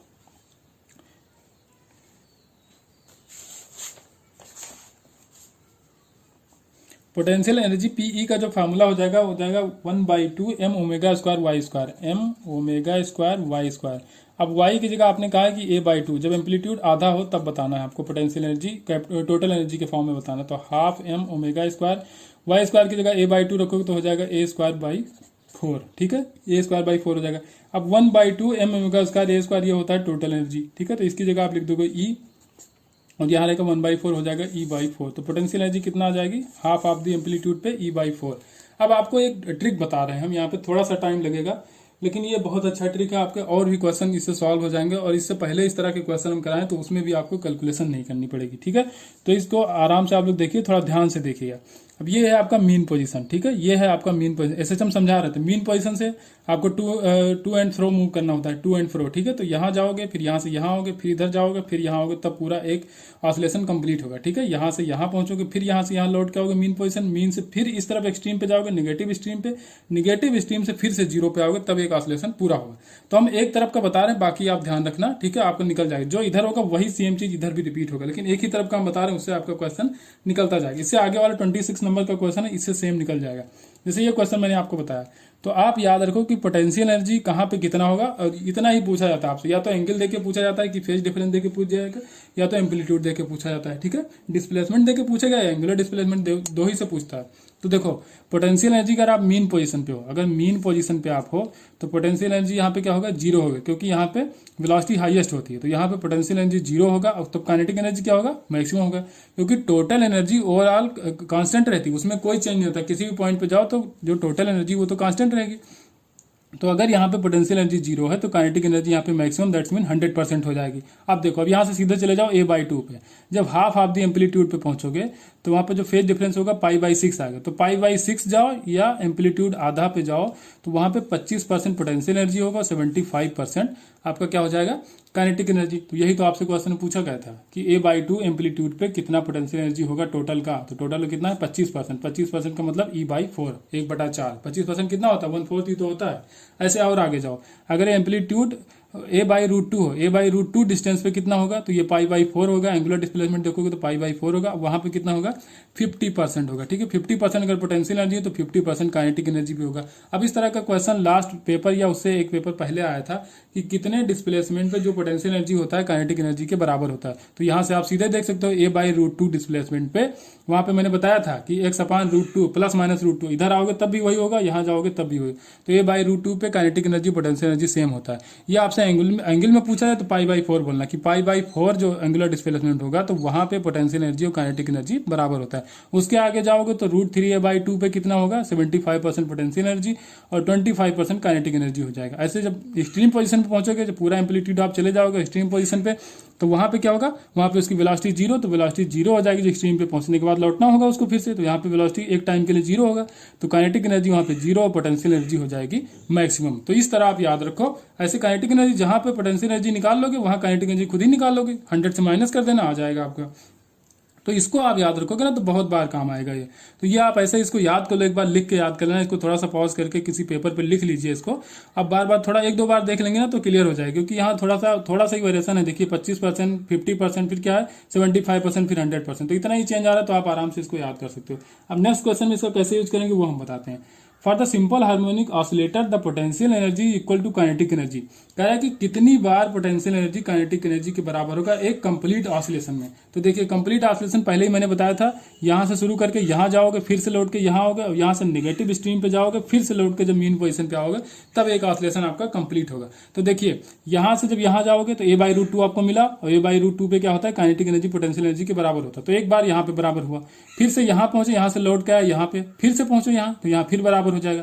फिर चले आओ यहाँ पे निगेटिव स्ट्रीम की तरफ जाने हो तो यहाँ भी कहीं a/√2 होगा, तो यहाँ पे भी तो काइनेटिक एनर्जी पोटेंशियल एनर्जी के बराबर होगा। और फिर से जब आप एक्सट्रीम पे पहुंच के यहाँ पहुंचने लगोगे तब फिर से एक बार बराबर होगा, और तब आप जाके मीन पे पहुंचोगे। इसका मतलब 4 बार आपका काइनेटिक एनर्जी पोटेंशियल एनर्जी के बराबर हो रहा है। तो यहाँ पे ऑप्शन बी है 4 टाइम्स ड्यूरिंग ईच साइकिल, मतलब एक साइकिल में 4 बार ऐसा पॉइंट आता है जब आपका काइनेटिक एनर्जी और पोटेंशियल एनर्जी आपस में बराबर हो जाते हैं। ठीक है, तो चलिए इसको आप याद करिए, और ये बहुत जगह यूज होगा, हम आगे बताएंगे। आगे कोई क्वेश्चन आएगा एसएचएम का तो वहां भी इसका यूज हम बताएंगे। तो फिलहाल मूव करते हैं हम लोग क्वेश्चन नंबर 27। क्वेश्चन नंबर 27 है, assume that a lamp radiate power P. कोई लैंप है जो पावर पी रेडिएट कर रहा है uniformly non direction. The magnitude of electric field stand at the distance R from the lamp. उस lamp से R distance पे आपको इलेक्ट्रिक फील्ड की स्ट्रेंथ बतानी है। तो जो भी इंटेंसिटी होती है तो होता है energy per unit area per unit time. ठीक है, तो एनर्जी पर यूनिट टाइम को हम लिख सकते हैं पावर, तो इसकी जगह आप लिख दोगे पावर, तो हो जाएगा पावर अपॉन एरिया 4πr², क्योंकि यहाँ पे लैंप ये जल रहा है तो ये ऐसे इंटेंसिटी फैलाएगा अपनी चारों तरफ। ठीक है, आर डिस्टेंस में, आर रेडियस में फैलाएगा चारों तरफ अपनी पावर। ठीक है, तो ये हो जाएगा P/4πr²। अब अगर एनर्जी डेंसिटी की बात किया जाए, ईडी से हम लिख देते हैं एनर्जी डेंसिटी, ये होता है हाफ ऑफ ε0 E²। ठीक है, ये होता है एनर्जी डिस्टेंस, एनर्जी डेंसिटी। ठीक है, एनर्जी डेंसिटी को अगर हम यहाँ से वेलोसिटी अगर देखने, वेलोसिटी से मल्टीप्लाई कराओगे तो यहाँ पे c से मल्टीप्लाई होगा, क्योंकि यहाँ पे इलेक्ट्रोमैग्नेटिक वेव है। ठीक है, इलेक्ट्रोमैग्नेटिक वेव इंटेंसिटी आ रही है तो कितना हो जाएगा, यहाँ पे लाइट का स्पीड लोगे c, तो E into V D, E D क्या हो जाएगा यहाँ पे, जो भी एनर्जी डेंसिटी वो हो जाएगा ई डी इंटू वेलोसिटी कर देंगे तो ये आपको ये टर्म आ जाएगा। अब वी और ई डी के बराबर आप क्या लिख दोगे यहाँ पे, पी अपान 4πr², ठीक है। एनर्जी डेंसिटी इंटू स्पीड करोगे तो ये लिख सकते हो पी अपान 4πr²। तो यहाँ पे लिखोगे P upon 4πr² equal to half epsilon naught E square C, ठीक है। आपको निकालना है ई, तो बाकी टर्म इधर ले आओ, तो 2 यहाँ पे ऊपर चला आएगा, सी इसके नीचे आ जाएगा, एप्सिलॉन नॉट भी नीचे आ जाएगा, ठीक है। आपको निकालना है ई, स्क्वायर हटाओगे तो यहाँ पे रूट के अंदर है, तो रूट के अंदर जो भी निकल के आएगा root of 2p 4πr² epsilon naught into C, ठीक है। ऑप्शन यहाँ पे सी सही हो जाएगा यहाँ पे। अब कुछ लोग सोच रहे हैं कि यहाँ पे वेलोसिटी से मल्टीप्लाई क्यों किया, क्योंकि यहाँ पे सी आपका दिया गया है ऑप्शन में, ठीक है। तो उसको बैलेंस करना है हमको, तो यहाँ पे मल्टीप्लाई कराना ही पड़ेगा, इस तरफ और इस तरफ दोनों तरफ जब कराएंगे तभी, क्योंकि जो भी इसका एरिया है, ठीक है, और इसको वॉल्यूम में कन्वर्ट करना तो क्या करेंगे, हमको लेंथ से करना पड़ेगा इसको मल्टीप्लाई, ठीक है। और लेंथ से अब एनर्जी डेंसिटी चाहिए हमको, तो एनर्जी डेंसिटी क्या, एनर्जी अपन वॉल्यूम चाहिए, तो वॉल्यूम तो यहाँ पे है नहीं, यहाँ पे एरिया है, तो एरिया को अगर लेंथ से डिवाइड कर दे हम लोग, लेंथ से मल्टीप्लाई कराएं तो वॉल्यूम आ जाता है, लेकिन लेंथ नहीं दिया तो कोई अगर स्पीड है इसकी सी है माना, ठीक है, तो यहाँ से यहाँ चल रहा है, तो अगर क्या होता है लेंथ इजकल टू या डिस्टेंस इजकल टू क्या होता है स्पीड इंटू टाइम, तो अगर टाइम की जगह 1 सेकंड रख लें तो जहाँ पे सी है वहाँ पे हम एल रख सकते हैं, या जहाँ पे एल है वहाँ पे सी रख सकते हैं, तो इसीलिए हमने यहाँ पे क्या किया, वेलोसिटी से मल्टीप्लाई कराया और इसकी वेलोसिटी की जगह यहाँ पे स्पीड ऑफ लाइट हमने सी रखा है, ठीक है। तो अब ये आपका ऑप्शन यहाँ पे सही हो जाएगा सी, रूट ऑफ पी अपान, अब यहाँ पे पी अपान कर दिया 2 से, इसको 4 को कैंसिल कर दिया, नीचे यहाँ पे 2 दे दिया गया, तो उतना तो आप कर ही सकते हो, इसमें कोई दिक्कत नहीं है, ऑप्शन इतना मैच करा लोगे। क्वेश्चन नंबर 28 है, ये photon will have the less energy if it's, कह रहा है कि इसके पास एनर्जी कम कब होगी, जब amplitude is higher, frequency is higher, wavelength is longer, ठीक है। तो इसमें आपसे पूछा गया एनर्जी कम कब होगी, तो एनर्जी का फार्मूला जो फोटॉन का होता है वो एच न्यू होता है या फिर एच सी अपान लेमडा के बराबर होता है, ठीक है। एच न्यू होता है एच सी अपान लेमडा, तो न्यू यहाँ पे क्या गया, फ्रीक्वेंसी हायर होगी, फ्रीक्वेंसी हायर होगी तो एनर्जी हायर होगी, लेकिन वेवलेंथ जब लंबा होगा, लॉन्गर वेवलेंथ होगी तो एनर्जी कम हो जाएगी, क्योंकि वेवलेंथ से इनवर्स रिलेशन में एनर्जी, तो ऑप्शन सी यहाँ पे करेक्ट हो जाएगा। क्वेश्चन नंबर 29 दिया गया, assume that a drop of liquid evaporate by the decrease in its surface energy so that temperature remain unchange, ठीक है, टेम्परेचर अनचेंज रह रहा है, the minimum radius of the drop for this to be possible is, कह रहा है minimum radius कितनी होनी चाहिए, the surface tension is T, surface tension liquid का टी दिया गया है, density of the liquid rho and L is the latent heat of vaporisation, ठीक है। तो अब देखिए एनर्जी जो भी सरफेस टेंशन की वजह से एनर्जी होती है, तो ई इक्वल टू आता है सरफेस एरिया, तो मतलब 4πr² इंटू सरफेस टेंशन, ठीक है। तो अगर D E by D R करोगे, यहाँ पे रेडियस के टर्म में इसको करोगे डिफरेंशियल, तो D E by D R करोगे तो यहाँ पे क्या हो जाएगा 2 आगे आ जाए, तो 8πr इंटू टी, या चेंज इन पोटेंशियल एनर्जी अगर देखो डी, तो यहाँ पे क्या हो जाएगा 8πr टी, और ये डी आर जो होगा इस तरफ चलाएगा, तो डी आर इतने के बराबर हो जाएगा, ठीक है। अब क्या करना है आपको, Q equal to M L के बराबर करना है, ठीक है, इवेपोरेशन करना है, तो क्यू इक्वल टू क्या करोगे एम इंटू एल करोगे आप। अब एम कैसे रखोगे, अब आपको मास तो यहाँ पे दिया नहीं गया, तो सरफेस एरिया दिया गया, तो सरफेस एरिया पहले 4πr², ये हो गया सरफेस एरिया, 4πr² होगा, ये हो गया आपका सरफेस एरिया। अगर इसको डी आर रेडियस से हम लोग मल्टीप्लाई कराएं तो वॉल्यूम निकल आएगा उतने का, ठीक है। तो डी आर रेडियस है, क्योंकि सरफेस एरिया हो गया, अब इसमें क्या करना है, रेडियस का मल्टीप्लाई करो तो उतने का वॉल्यूम आ जाएगा, ठीक है। तो ये डी आर से मल्टीप्लाई करा रहे हैं, तो ये आ गया आपका मास, ठीक है, ये वॉल्यूम आ गया, इंटू डेंसिटी करोगे रो इंटू एल कर लोगे, तो ये आ गया आपका क्यू की वैल्यू। अब क्या करना है, दोनों को बराबर कर देना है, तो यहाँ पे क्या आता है 8πr/t D R equal to 4πr² D R rho into L, D R और डी आर यहाँ पे कैंसिल आउट हो जाएगा, ठीक है, r² से r कैंसिल आउट हो जाएगा, तो यहाँ पे r निकालना, यहाँ पे सिर्फ r ही तो बच रहा है, यहाँ से 4π से 8π कैंसिल करोगे तो यहाँ पे 2 बचेगा, तो r इक्वल टू इधर क्या बचा 2 और t बचेगा, तो 2t बचा, इधर क्या बचा रो और l बचा रहा है, तो यहाँ पे आ जाएगा rho l, r equal to क्या आ गया 2t upon rho into L. Question number 30 इसमें कहा गया blood is flowing at the rate of 100 centimetre cube per second, ठीक है, 100 सेंटीमीटर पर सेकंड दिया गया। क्वेश्चन नंबर 30 यहाँ पे blood is flowing at the rate of 100 centimetre cube per second in a capillary of cross sectional area 0.25 metre square, the velocity of the flow, तो velocity of the flow अगर यहाँ पे किया जाए velocity into time अगर कर दिया जाए, वेलोसिटी इंटू टाइम है तो टोटल वॉल्यूम के बराबर आ जाएगा। अगर वेलोसिटी पर यूनिट टाइम देखा है तो लेंथ के बराबर होगी, क्योंकि जो भी डिस्टेंस होता है क्या होता है वेलोसिटी इंटू टाइम, तो टाइम अगर 1 सेकंड ले लिया जाए तो जो भी ये डी आएगा वो वी के बराबर आ जाएगा, ठीक है, जो भी ये लेंथ होगा वो वी के बराबर आ जाएगा, तो वी इंटू टी किया जाए तो ये टोटल वॉल्यूम के बराबर हो जाएगा। अब वॉल्यूम कितना कहा गया आपसे 100 सेंटीमीटर क्यूब पर सेकंड कहा गया आपसे, ठीक है। तो cross sectional area into length कर दिया जाए तो भी वैल्यू निकल आएगा। तो क्रॉस सेक्शनल एरिया इसका दिया गया है आपको 0.25 मीटर स्क्वायर, और आपको वेलोसिटी कितनी यहाँ पे वेलोसिटी आपको निकालनी है, ठीक है। तो वेलोसिटी इंटू कर दोगे 0.25 इंटू वेलोसिटी। अब ये कितने के बराबर आना चाहिए, 100 सेंटीमीटर क्यूब पर सेकंड। तो 100 सेंटीमीटर क्यूब है तो 10⁻⁻6 कर दोगे तो मीटर क्यूब हो जाएगा। और क्या करना है आपको, 100 सेंटीमीटर पर क्यूब पर सेंटीमीटर करना था, ठीक है। तो ये आ जाएगा आपसे। अब आपको निकालना है v की वैल्यू, तो v करना है तो 100 इंटू 10⁻⁻6 अपान 0.25, ठीक है। तो बस इसको कैलकुलेट कर लें तो आपका आंसर आ जाएगा। यहाँ से करोगे तो 0 0 काटोगे 10⁻⁻4 आ जाएगा, 25 करोगे तो 10⁻⁻2 हो जाएगा, तो ऊपर जाएगा तो +2 हो जाएगा, तो -4 आ जाए और +2 और रह जाए तो 10⁻⁻2 ऊपर आ गया और नीचे क्या है 25, ठीक है। इसको कैलकुलेट करना आ जाएगा 0.4 मिलीमीटर पर सेकेंड, ठीक है। बस वॉल्यूम चेंज कर लो, वॉल्यूम इसका बराबर कर लो, ठीक है। वेलोसिटी इंटू लेंथ कर लिया तो वो वॉल्यूम आ गया, वॉल्यूम पहले दिया भी गया था, ठीक है। 100 centimetre cube per second volume दिया गया था और पर सेकंड वॉल्यूम हमने निकाल लिया। पर सेकंड वॉल्यूम कैसे निकाला, हमने कहा कि d इक्वल टू जो होता है v इंटू टी होता है, तो पर सेकंड करेंगे तो d v के बराबर हो जाएगा। मतलब ये वाली जो लेंथ होगी वो उस वेलोसिटी के बराबर हो जाएगी और उसको अगर हम क्रॉस सेक्शनल एरिया से मल्टीप्लाई करा दें तो वॉल्यूम निकल आएगा। अब वॉल्यूम बराबर कर देंगे, वॉल्यूम पहले आपको दिया भी गया था कि 100 सेंटीमीटर क्यूब पर सेकंड से फ्लो हो रहा है, ठीक है। तो क्वांटिटी हमने बराबर कर दी बस। इंडेक्स इसका है 3/2। रेडियस ऑफ कर्वेचर दिया गया 30 सेंटीमीटर और इसको रखा गया वाटर में जिसका रिफ्लेक्टिव इंडेक्स है 4/3। तो यहाँ पे आपको फोकल लेंथ पूछा गया, तो बस यहाँ पे लेंस मेकर फार्मूला आपको लगाना है 1/f इक्वल टू होता है mu lens with respect to water -1 minus R upon 1 minus R1 R2 होता है। तो अब ये इक्यू कॉन्वेक्स है तो यहाँ पे R और R दोनों सेम हो जाएंगे। तो यहाँ पे क्या करेंगे हम, mu of lens with respect to water ये करना है, ठीक है। तो म्यू ऑफ लेंस कितना दिया गया आपको 3/2 दिया गया है, तो 3/2 अपान 4/3 रख लोगे यहाँ पे 3/2 अपान 4/3 -1, ये क्या हो जाएगा 1 अपान R की वैल्यू दिया है 30, ठीक है। यहाँ से जाओगे तो पॉजिटिव रखोगे, इधर से रह जाएगी तो यहाँ से क्या रखोगे पॉजिटिव रखोगे, माइनस आप यहाँ को इस तरफ नापोगे, इधर से जा रहा है रे अगर जा रही है तो इसको माइनस माइनस का प्लस हो जाएगा तो ये हो जाएगा 30, ठीक है। यहाँ पे ये 3 ऊपर चला गया, 3 3 का 9 हो जाएगा और 2 4 8 हो जाएगा, तो 9/8 -1, तो यहाँ पे क्या हो जाएगा 2/30, ठीक है। अब यहाँ से हमको 1/f की वैल्यू निकल के आ रही है, ठीक है। तो ये आ जाएगा, सॉल्व करोगे तो ये आ जाएगा 1/8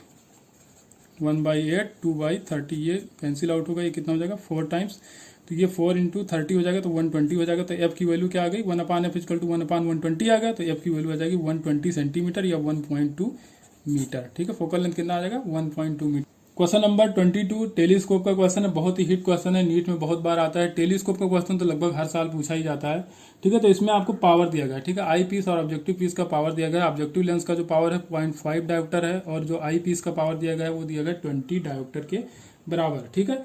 तो अब इससे क्या करना है, फोकल लेंथ निकल आएगा आपका, ठीक है। इससे क्या निकलेगा फोकल लेंथ निकलेगा और आपको जो मैग्निफिकेशन चाहिए, ठीक है। क्वेश्चन मैग्निफिकेशन पूछा गया आपसे, तो मैग्निफिकेशन होता है F0 अपान FE। जो भी मैग्निफिकेशन आता है टेलीस्कोप का रियलाइज कंडीशन में होता है F0 अपान FE। तो F0 की वैल्यू मतलब कि 1 अपान पावर किसका जो भी है इसका, क्योंकि जो फोकल लेंथ होती है वो जो पावर निकालना हो तो फोकल लेंथ का 1 अपान करते हैं, तो हमको फोकल लेंथ चाहिए तो पावर 1 अपान में कर लेंगे, तो 0.5 अपान 1 अपान जो भी आई पीस का पावर है वो है 20 जाएगा ऊपर, फुदक के ऊपर गया 0.5, पॉइंट हटाओ 0 लगाओ, इससे कैंसिल आउट करोगे आ जाएगा आपका 40। तो जो भी मैग्निफिकेशन आएगा 40 आएगा, ठीक है। ये है तो थ्योरेटिकल क्वेश्चन 33 नंबर का जो क्वेश्चन है थ्योरेटिकल क्वेश्चन, लेकिन थोड़ा सा समझाना इसलिए इसका फिगर बना लिए हम।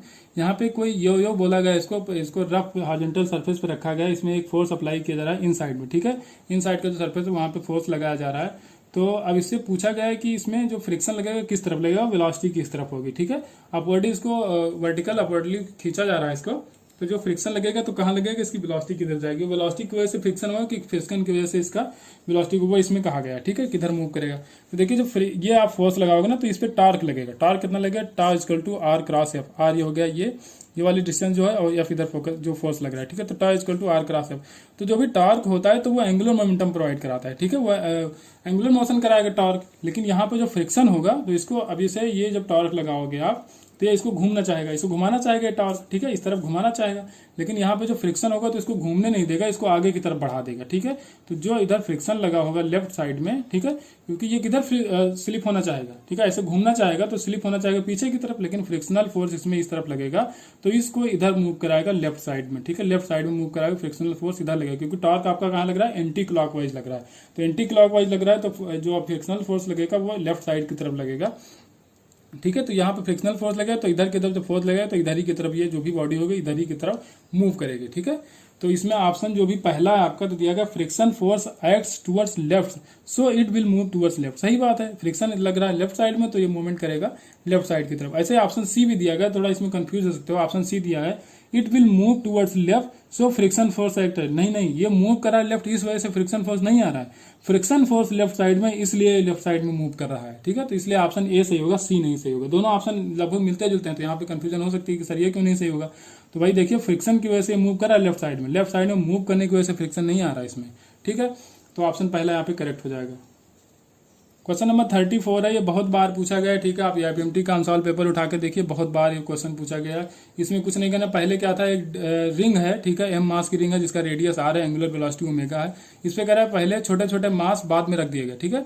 बाद में क्या गया, 4 छोटे छोटे मास रख दिए गए हैं इसके सरफेस पे, ठीक है, इसके रिम पे 4 छोटे छोटे मास रख दिए गए हैं। तो कह रहा है बाद में इसकी एंगुलर स्पीड क्या होगी, ठीक है। तो बस एंगुलर स्पीड इसमें आप देखिए जेंटली रखे गए, मतलब आराम से रखे गया है, तो इसमें कोई भी एक्सटर्नल फोर्स नहीं लग रहा है, ठीक है। एक्सटर्नल फोर्स नहीं लगेगा तो एंगुलर मोमेंटम जहाँ पे कंजर्व करना पड़ेगा। एंगुलर मोमेंटम क्या होता है, आई ओमेगा के बराबर होता है, ठीक है। आई ओमेगा कांस्टेंट रहेगा, I1 ओमेगा 1 करोगे, I1 कितना हो जाएगा mr², ओमेगा 1 की जगह ओमेगा रखोगे, I2 ओमेगा 2, I2 कितना हो जाएगा, अब m कितना हो जाएगा यहाँ पे, तो रिंग का मास तो रहेगा प्लस 4m यहाँ पे और ऐड कर दिया गया। देखिए 4m रखे हुए, m 4m है यहाँ पे, तो 4m मास में और ऐड हो जाएगा इंटू r² और ओमेगा डैश तो निकालना है आपको, r² कैंसिल आउट हो जाएगा आपका, ठीक है। ओमेगा यू ही रखा रहेगा, तो ओमेगा डैश जो आएगा तो capital M omega upon capital M plus 4 times small m, ठीक है। ये आएगा आपका जो भी एंगुलर वेलोसिटी आएगी बाद में, जो भी 4 मास रखने के बाद वेलोसिटी आ रही वो हो जाएगी capital M W upon capital M plus 4 small m। Question number 35 यहाँ पे ड्रिफ्ट वेलोसिटी का रेशियो पूछा गया है। कब पूछा गया ये हम देखते हैं। If the ratio of concentration of electron and holes, ठीक है, इलेक्ट्रॉन और होल का जो कंसंट्रेशन का रेशियो 7:5 है, और रेशियो ऑफ दियर करंट, जो भी करंट है इनकी वजह से, इलेक्ट्रॉन और होल की वजह से, उनका रेशियो है 7:4।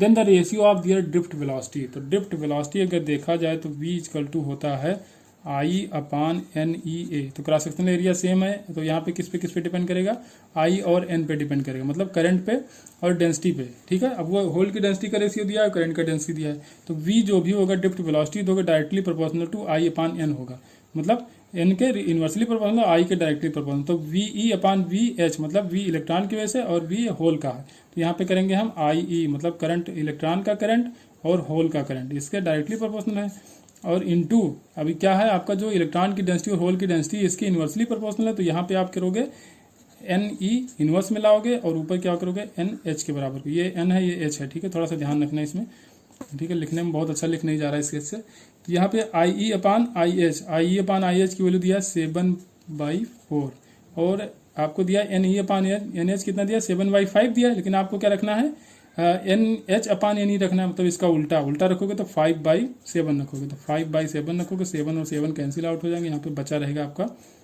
5/4 या 5:4। तो जो VD आएगा, जो ड्रिफ्ट वेलोसिटी इलेक्ट्रॉन की आएगी, उसका रेशियो होल के साथ कितना आएगा 5:4। क्वेश्चन नंबर 36 है, अच्छा क्वेश्चन यहाँ पे कहा गया एंड गेट है, कहा गया है is followed by NOT gate. AND gate है जो इसको कौन फॉलो कर रहा है, नॉट गेट फॉलो कर रहा है, और इसका इनपुट दिया गया एंड गेट का A एंड B। तो कह रहा है जो Boolean expression for the Y है, यहाँ पे Y कोई इनपुट निकल के आ रहा है, तो वो क्या होगा। तो भाई देखिए इसका जो आउटपुट होता है एंड गेट का हो जाता है A डॉट बी, लेकिन यहाँ पे नॉट है तो ये डॉट बी के ऊपर नॉट लग जाएगा, ठीक है, नॉट या इसको बार भी बोलते हैं। तो A डॉट बी का बार, तो ऑप्शन यहाँ पे डी सही हो जाएगा, A डॉट बी का बार। A प्लस बी का बार तब सही होता है जब यहाँ पे आर गेट होता तो A प्लस बी हो जाता है। क्वेश्चन नंबर 37 है यहाँ पे, with the forward bias mode the PN junction diode. देखिए फॉरवर्ड बायसिंग में क्या होता है, आपका जो डिप्लेशन लेयर होती है वो पतली हो जाती है, ठीक है, उसकी विड्थ कम हो जाती है, पोटेंशियल बैरियर भी कम हो जाता है, तो वो क्लोज स्विच की तरह बिहेव करता है, क्योंकि वो करंट को फ्लो करने देता है, ठीक है। जब भी फॉरवर्ड बायसिंग होगी, जैसे ये आपका कोई डायोड है, ठीक है, ये डायोड है, जब ये पी साइड होता है एन साइड होता है, फॉरवर्ड बायसिंग मतलब पी वाला पॉजिटिव होना चाहिए, एन वाला नेगेटिव होना चाहिए। तो फॉरवर्ड बायसिंग की कंडीशन में जो डिप्लेशन लेयर का विड्थ होता है वो भी कम हो जाता है आपका, ठीक है, और जो बैरियर पोटेंशियल होता है वो भी कम हो जाता है, करंट को आसानी से फ्लो होने देता है, इसलिए इसको हम बोल सकते हैं कि एक्ट एज ये स्विच, क्लोज स्विच, ठीक है, क्लोज स्विच बोला जाएगा इसको, क्योंकि स्विच तो दोनों भी दिया है, ओपन स्विच भी दिया है और क्लोज भी दिया है। तो जो फॉरवर्ड बायसिंग होता है तो क्लोज स्विच की तरह बिहेव किया जाता है, ऐसा माना जा सकता है। Question number 38, heat capacity of A substance is infinite, it means heat capacity कह रहा है, ठीक है। 38 नंबर का क्वेश्चन है, कह रहा है अगर इनफाइनाइट है तो इससे क्या समझोगे आप। ये क्वेश्चन तो हम करा चुके हैं पिछले पेपर या उसके एक पेपर पहले में कराए थे। तो देखिए अब यहाँ पे क्या करना था, D Q equal to M S delta theta, delta theta या डेल्टा टी भी लिख सकते हो, टेम्परेचर में जो चेंज होता है। तो इसके बराबर अगर लिखें तो डी क्यू अपान एम एस कर देंगे। एस की वैल्यू अगर इन्फाइनाइट करोगे आप, यहाँ पे कहा गया अगर इन्फाइनाइट हो जाए तो किसी की वैल्यू जब अपान में इन्फाइनाइट होती है तो टोटल वैल्यू हो जाती है जीरो। तो डी थीटा जीरो होगा, इसका मतलब जो डी टी क्या होगा, जीरो होगा। टेम्परेचर में कोई चेंज हो रहा है, इसका मतलब no change in temperature whether heat is taken in or given out. और ये मैंने बताया था जब हीट पढ़ाया था कि जब आइसोथर्मल कंडीशन में जो स्पेसिफिक हीट होती है वो इन्फाइनाइट होती है, एडियाबेटिक कंडीशन में ये जीरो होता है, ठीक है। एडियाबेटिक कंडीशन में जो भी स्पेशल हीट होती है वो होती है जीरो के बराबर। लेकिन यहाँ पे आइसोथर्मल कंडीशन, इसका मतलब टेम्परेचर में कोई चेंज नहीं होगा और एस की वैल्यू हो जाएगी इन्फाइनाइट। या ऐसा उल्टा याद रखो, एस की वैल्यू जब इन्फाइनाइट होती है तब आइसोथर्मल होता है, या आइसोथर्मल होता है तब ये इन्फाइनाइट होता है, ठीक है। ये कैसे भी करके आप याद कर लो इसको। क्वेश्चन नंबर 39 दिया, which of the following physical quantities है नाइदर डायमेंशन नॉर यूनिट। कहा गया किसमें डायमेंशन और यूनिट दोनों नहीं होगा। तो देखिए पहला ऑप्शन दिया एंगल, तो एंगल में देखिए यूनिट तो होती है, ठीक है। डिग्री होता है, डिग्री से नापते हैं एंगल कितना डिग्री उतना डिग्री, तो यहाँ पे यूनिट होता है लेकिन डायमेंशन नहीं होता, क्योंकि क्या होता है angle equal to arc upon radius होता है। तो आर्क भी लेंथ होती है, रेडियस भी लेंथ ही होती है, तो लेंथ अपान लेंथ ये डायमेंशन लेस हो जाता है, लेकिन यहाँ पे यूनिट होती है। ल्यूमिनस इंटेंसिटी कैंडेला होता है, ठीक है, यहाँ भी यूनिट पाई जाती है। और सी ऑप्शन आपका दिया कोफिशिएंट ऑफ फ्रिक्शन, तो कोफिशिएंट ऑफ फ्रिक्शन की कोई यूनिट नहीं। जब म्यू की वैल्यू दी जाती है तो कोई यूनिट लिखी जाती है कि मीटर पर सेकंड, कि लीटर पर मीटर, कुछ भी नहीं दिया जाता, तो वो यूनिट लेस होता है और डायमेंशन लेस भी होता है। तो जो कोफिशिएंट ऑफ फ्रिक्शन होता है वो यूनिट लेस होता है। अब करंट क्या होती है, करंट का तो भाई एम्पियर होता है, ठीक है, उसका यूनिट भी होता है, डायमेंशन भी होता है, ठीक। तो चलो अब ये ऑप्शन हो गया आपका सी, कोफिशिएंट ऑफ फ्रिक्शन जो होता है वो डायमेंशन लेस और यूनिट लेस दोनों होता है। क्योंकि कोफिशिएंट ऑफ फ्रिक्शन अगर देखा जाए तो क्या होता है, applied force upon normal reaction, ठीक है, तो इसमें कोई डायमेंशन होता नहीं है। क्वेश्चन नंबर 40 यहाँ पे दिया गया, the diffraction pattern of the single slit shown in the figure, ठीक है। सिंगल स्लिट से डिफ्रैक्शन हो रहा है जो आपको फिगर में दिख रहा है। The point at which the path difference of the extreme rays is 2 times the wavelength is, ठीक है। पाथ डिफरेंस 2 टाइम्स कब होगा, उसके वेवलेंथ के बराबर, ठीक है। तो सिंगल स्लिट का डिफ्रैक्शन मैंने दिखाया, यहाँ पे एक सेंट्रल मैक्सिमम बनता है जिसकी विड्थ होती है 2 लैम्डा डी अपान ए होता है जो स्लिट होती है उसकी विड्थ, यहाँ पे कन्वर्जिंग लेंस लगाया जाता है, ठीक है। अब इसको आप एफ भी लिख सकते हो, डी भी लिख सकते हो, जो भी यहाँ स्लिट से जो स्क्रीन की दूरी होती है उसको डी और एफ दोनों से लिख सकते हैं, ठीक है। तो ये होता है, अब देखिए यहाँ पे होता है ये लैम्डा होता है, ठीक है। जब पहला जो सेंट्रल मैक्सिमा का जो डार्क वाला पॉइंट होता है, फर्स्ट डार्क जहाँ पे बनता है वो पाथ डिफरेंस कितना होता है, लैम्डा के बराबर। फिर जब सेकंड डार्केस्ट पॉइंट बनता है, ठीक है, सेकंड जब डार्क फ्रिंज बनती है तो उसको बोलते हैं हम लोग 2 लैम्डा के बराबर। तो यहाँ क्या होता है, पाथ डिफरेंस 2 लैम्डा के बराबर होगा। तो पॉइंट यहाँ पे नोट किया गया आपके क्वेश्चन में, मैंने इसको उल्टा करके बनाया हुआ आपको ये दिखाने के लिए। तो पहला पॉइंट यहाँ दिया था, दूसरा यहाँ दिया था, तीसरा एक्सट्रीम वाला दिया था, चौथा यहाँ, पांचवा यहाँ। तो पांचवें पॉइंट पे क्या होगा, लैम्डा आपका जो होगा 2 लैम्डा, जो पाथ डिफरेंस होगा वो किसके बराबर होगा, 2 लैम्डा के बराबर। ऐसे ऊपर जाएंगे हम लोग तो यहाँ पे लैम्डा होगा, यहाँ पे 2 लैम्डा के बराबर होगा। लेकिन ये पॉइंट आपको मेंशन किया नहीं गया था क्वेश्चन में, ये वाला पॉइंट दिया गया, तो ये तो हो नहीं सकता। ये होता तो यहाँ पे भी 2 लैम्डा होगा और यहाँ पे भी 2 लैम्डा होगा, लेकिन आपके क्वेश्चन के अकॉर्डिंग पांचवें पॉइंट पे 2 लैम्डा के बराबर होगा, ठीक। क्वेश्चन नंबर 41 है, in Young's double slit experiment the number of maxima that are obtained on the screen, ठीक है, including the central maxima, central maxima को भी इंक्लूड करना है। लैम्डा की वैल्यू दी गई है 2000 एंगस्ट्रॉम एंड डी दिया गया है, जो स्लिट के बीच की डिस्टेंस है वो 7000 एंगस्ट्रॉम दिया गया है, ठीक है। तो साइन थीटा की वैल्यू अगर देखा जाए, ठीक है, साइन थीटा की वैल्यू होती है आपकी एन लैम्डा के बराबर, या डी साइन थीटा देखा तो कितना होता है, एन लैम्डा के बराबर। डी यहाँ पे क्या है, जो स्लिट के बीच की डिफरेंस है, ठीक है, स्लिट के बीच का डिफरेंस कितना है, डी होता है, और एन लैम्डा हो जाएगा यहाँ पे पाथ डिफरेंस। तो एन की वैल्यू अगर निकालने जाओगे तो एन की वैल्यू हो जाएगी D sine theta upon lambda, ठीक है। यहाँ पे जब एन निकालोगे तो क्या हो जाएगा, D sine theta upon lambda. D की वैल्यू दी गई है आपको 7000 एंगस्ट्रॉम, तो यहाँ रखोगे 7000 into sine theta upon lambda की वैल्यू दी गई 2000, ठीक है, 2000, हाँ, 0 कैंसिल हो, साइन थीटा। अब मैक्सिमम पूछा गया एन की वैल्यू, तो एन की वैल्यू मैक्सिमम कब होगी, जब साइन थीटा मैक्सिमम, क्योंकि बाकी की चीजें कांस्टेंट है। और साइन थीटा की मैक्सिमम वैल्यू कितनी हो सकती है, 1 हो सकती है, ठीक है। साइन थीटा की मैक्सिमम वैल्यू जो भी हो सकती है वो 1 के बराबर हो सकती है। तो यहाँ पे जब 1 रखो तो आ जाए 7/2 मतलब 3.5। अब देखिए इतने नंबर की तो कोई वेव आएगी नहीं, ठीक है, कोई मैक्सिमम 7.5 या 3.5 इंटीजर नंबर का होता है, जो भी मैक्सिमम मिनिमम जो भी होता है। तो यहाँ पे टोटल मैक्सिमम कितना बनेंगे, 3 बनेंगे। मतलब सेंट्रल वाले अगर ये सेंट्रल ब्राइट फ्रिंज है तो ऊपर की जब जाओगे ऊपर की तरफ तो 1 2 3 मैक्सिमम इधर बनेंगे और 3 नीचे भी तो बनेगा। तो टोटल नंबर ऑफ मैक्सिमम आपसे पूछा गया था including the central maximum. Central maximum के ऊपर भी 3 बनेगा और नीचे भी 3 मैक्सिमम बनेंगे, तो टोटल मैक्सिमम 7 हो जाएंगे। क्वेश्चन नंबर 42 ये भी YDSC का क्वेश्चन है। इसमें कहा गया an interference pattern second minimum is observed exactly in the front of the one slit. किसी स्लिट के जस्ट सामने जो भी सेकंड मिनिमा है वो बन रहा है, ठीक है। तो अब स्लिट के बीच की डिस्टेंस डी है और स्क्रीन और स्लिट के बीच का डिस्टेंस जो है कैपिटल डी के बराबर है। Wavelength of the light source is, wavelength आपसे पूछा गया है, ठीक है। तो चलिए इसको सॉल्व करते हैं। तो y जो होता है, y का जो फार्मूला होता है 2n-1 lambda D by 2d, ठीक है, इसके बराबर होता है। अब y कितना होगा, किसी स्लिट के सामने, किसी स्लिट के सामने। अब ये सब भाई मैंने बताया था, ठीक है, जब पढ़ाया था तो मैंने बताया था, अभी क्वेश्चन करा रहे हैं। अभी यहाँ से पाथ डिफरेंस निकालेंगे तो वहां से निकल के आएगी ये सारी वैल्यू, ठीक है। तो ये मैंने जब YDSC पढ़ाया था, वीडियो पड़ी हुई है, बहुत ज्यादा बड़ी भी नहीं है, ठीक है, पर मुश्किल से 20-25 मिनट की शायद थी। तो जिसको नहीं समझ में आएगा तो वो थोड़ा सा देख लेगा टाइम निकाल के। तो यहाँ पे y, अब y कितना रखो, किसी एक स्लिट के सामने, तो दोनों स्लिट के बीच की डिस्टेंस कितनी है, d है। तो ये एक स्लिट के बीच की डिस्टेंस यहाँ से सेंटर से कितना हो जाएगा, d/2। तो यहाँ जाओगे तो ये भी तो d/2 होगा। तो y की जगह रख दो d/2। y की जगह आपने d/2 रखा, 2n-1। अब n का सेकंड मिनिमम कहा था, तो सेकंड यहाँ से, तो n की जगह 2 रखो, 2 से मल्टीप्लाई करो, 2 का 4 हो जाएगा, -1, तो यहाँ सीधा रख दो 3, और कुछ मत करो, यहाँ 3 रखो। यहाँ पे लैम्डा आपसे पूछा ही गया है, d/2d, ठीक है। अब क्या करना है आपको, बस सॉल्व कर लो, आपका आंसर आ जाएगा। जो भी यहाँ पे कैंसिल आउट हो रहा है उसको कैंसिल कर दो, ठीक है। तो अब हमको निकालना, देखिए अब ये d चला जाएगा ऊपर, ये 2 और 2 कैंसिल आउट हो जाएगा, d ऊपर चला जाएगा, तो ये क्या हो जाएगा d² और नीचे क्या बचेगा 3d, ठीक है। तो लैम्डा की वैल्यू आ जाएगी d²/3d। क्वेश्चन नंबर 43 है, string of density 7.5 gram per centimetre cube and area of cross section 0.2 millimetre square is stretch under a tension of 20 newton when it is the plucked at the mid point the speed of the transverse wave on this wire. इस wire में आपको बताना है transverse wave की speed क्या होगी। तो इसका फार्मूला होता है v=√T/m। m जो होता है m/L होता है, ठीक है, मास पर यूनिट लेंथ के बराबर होता है। तो यहाँ पे अब टेंशन आपको दिया गया है 20 न्यूटन, लेकिन जो आपका मास दिया गया यहाँ पे, तो मास नहीं देगा, डेंसिटी दिया गया, ठीक है। मास पर यूनिट लेंथ आपको चाहिए, मास पर यूनिट लेंथ चाहिए, तो वॉल्यूम इंटू डेंसिटी पर यूनिट लेंथ कर सकते हो। तो वॉल्यूम का एरिया इंटू एल कर सकते हो आप, एरिया इंटू एल करोगे इंटू डेंसिटी, ये डेंसिटी है, ठीक है। वॉल्यूम इंटू डेंसिटी किया, मास पर यूनिट लेंथ चाहिए हमको, तो वॉल्यूम को हमने फिर चेंज कर लिया, cross section area into length, तो लेंथ और लेंथ कैंसिल आउट हो जाएगा। तो जो भी एम था वहां पे लिख सकते हैं ए इंटू रो, ठीक है। ए की वैल्यू दिया है 0.2 मिलीमीटर स्क्वायर, 0.2 मिलीमीटर स्क्वायर दिया, 10⁻⁶ कर दो, यहाँ पे मीटर स्क्वायर हो जाएगा, ठीक है। इंटू अब यहाँ पे जो भी डेंसिटी आपको दिया 7.5 ग्राम पर सेंटीमीटर क्यूब दिया गया, ठीक है। तो 7.5 ग्राम दिया, तो 10⁻³ करोगे तो ग्राम हट जाएगा, और पर सेंटीमीटर क्यूब दिया तो 10⁻⁶ से डिवाइड कर दोगे यहाँ पे, तो यहाँ पे आ जाएगा आपका मीटर क्यूब में, ठीक है। इसको सॉल्व कर लेना, तो यहाँ पे आंसर निकल के आएगा आपका 116, ठीक है। तो जो भी वेलोसिटी आएगी वो आ जाएगी 106 अप्रॉक्सीमेटली आएगी, थोड़ा सा कम ज्यादा हो सकता है, लेकिन इतना ही निकल के आएगी, लगभग इतनी ही आएगी।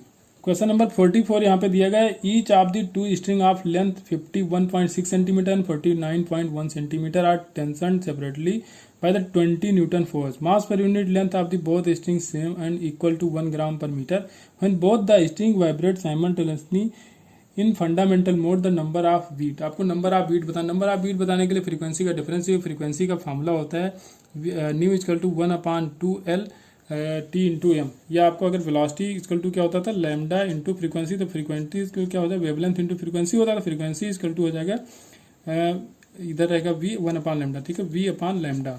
v की जगह लिख सकते हो आप T/m, बस आ गया, सीधे वैल्यू यही रखना है आपको, ठीक है। अब यहाँ पे 2L कैसे रखा हमने, यहाँ पे फंडामेंटल बोला गया, तो जैसे देखिए कोई ये स्ट्रिंग है, ठीक है, अगर इसको 20 से पिक किया जा रहा है, तो ये क्या है 20 से पिक किया जाए तो ऊपर चला गया, तो ये कितना वेव का आधा पार्ट है, क्योंकि पूरी वेव कितनी होगी, जब ये होगा तब पूरी वेव होगी ना, तो ये λ/2 है, और ये किसके बराबर, कितनी लेंथ है इसकी, L के बराबर है, तो जहाँ पे लैम्डा रखोगे वहाँ पे आप 2L रख सकते हो, तो इसलिए हमने रख दिया 2L।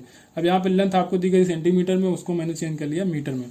तो अब हमको वीट चाहिए, तो वीट इक्वल टू क्या करेंगे, फ्रीक्वेंसी का डिफरेंस निकालेंगे, ठीक है। तो ये फ्रीक्वेंसी पहले की वैल्यू रख लो, तो 2 इंटू 0.516, ठीक है, और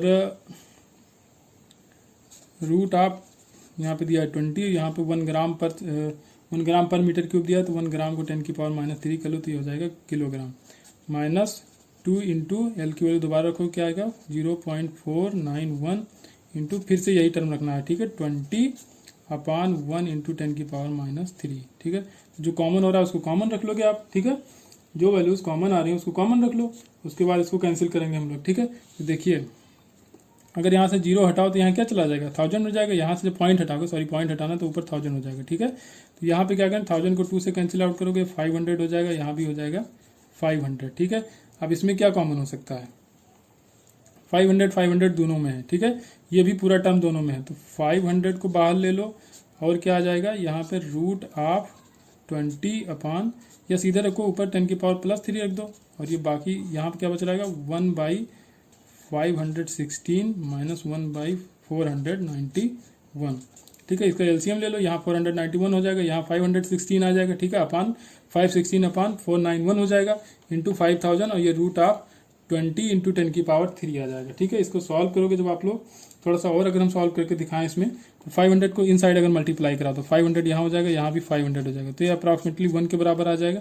अब ये भी थोड़ा 1 से ज़्यादा आएगा, तो जो भी वैल्यू आएगी वो माइनस में आएगी। यहाँ 20 इंटू 10 की पावर 3 है, ये 0 हटाओ 10 की पावर 4 आ जाएगा, तो बाहर क्या निकल के ये 500 पहले इनसाइड मल्टीप्लाई करा चुका हूँ मैं, तो बाहर आ जाएगा 10 का स्क्वायर, यहाँ √2 की वैल्यू 1.41, ठीक है। ये वैल्यू जाएंगे, जब इसको सॉल्व करोगे आप तो यहाँ पे लगभग निकल के आएगा 7 के आसपास, ठीक है, 7 के आसपास वैल्यू निकल के आएगी। तो इसको आप लोग सॉल्व कर लेना, इतना सॉल्व करना पड़ेगा आपको।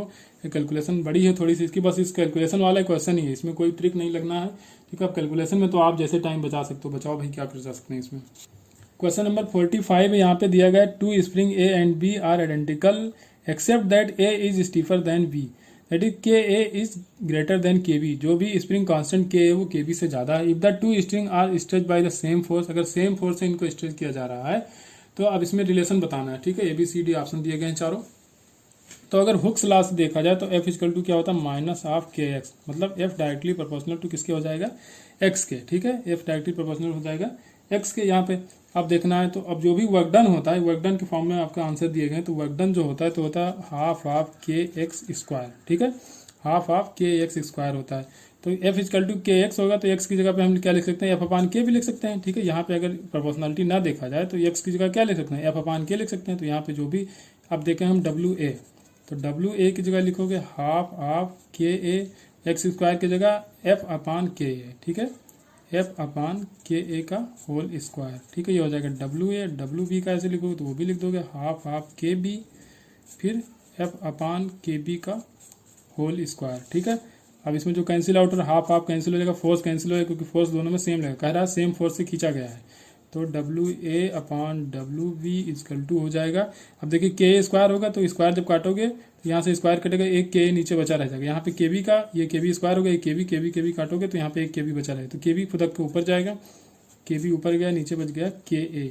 अब के का रिलेशन आपको दिया गया था, के A is greater than K B, तो WB is greater then WA भी होगा, ठीक है। जब के ए ज्यादा है के बी से तो WB भी ज्यादा होगा WA से, तो यहाँ पे हो जाएगा WB is greater then WA।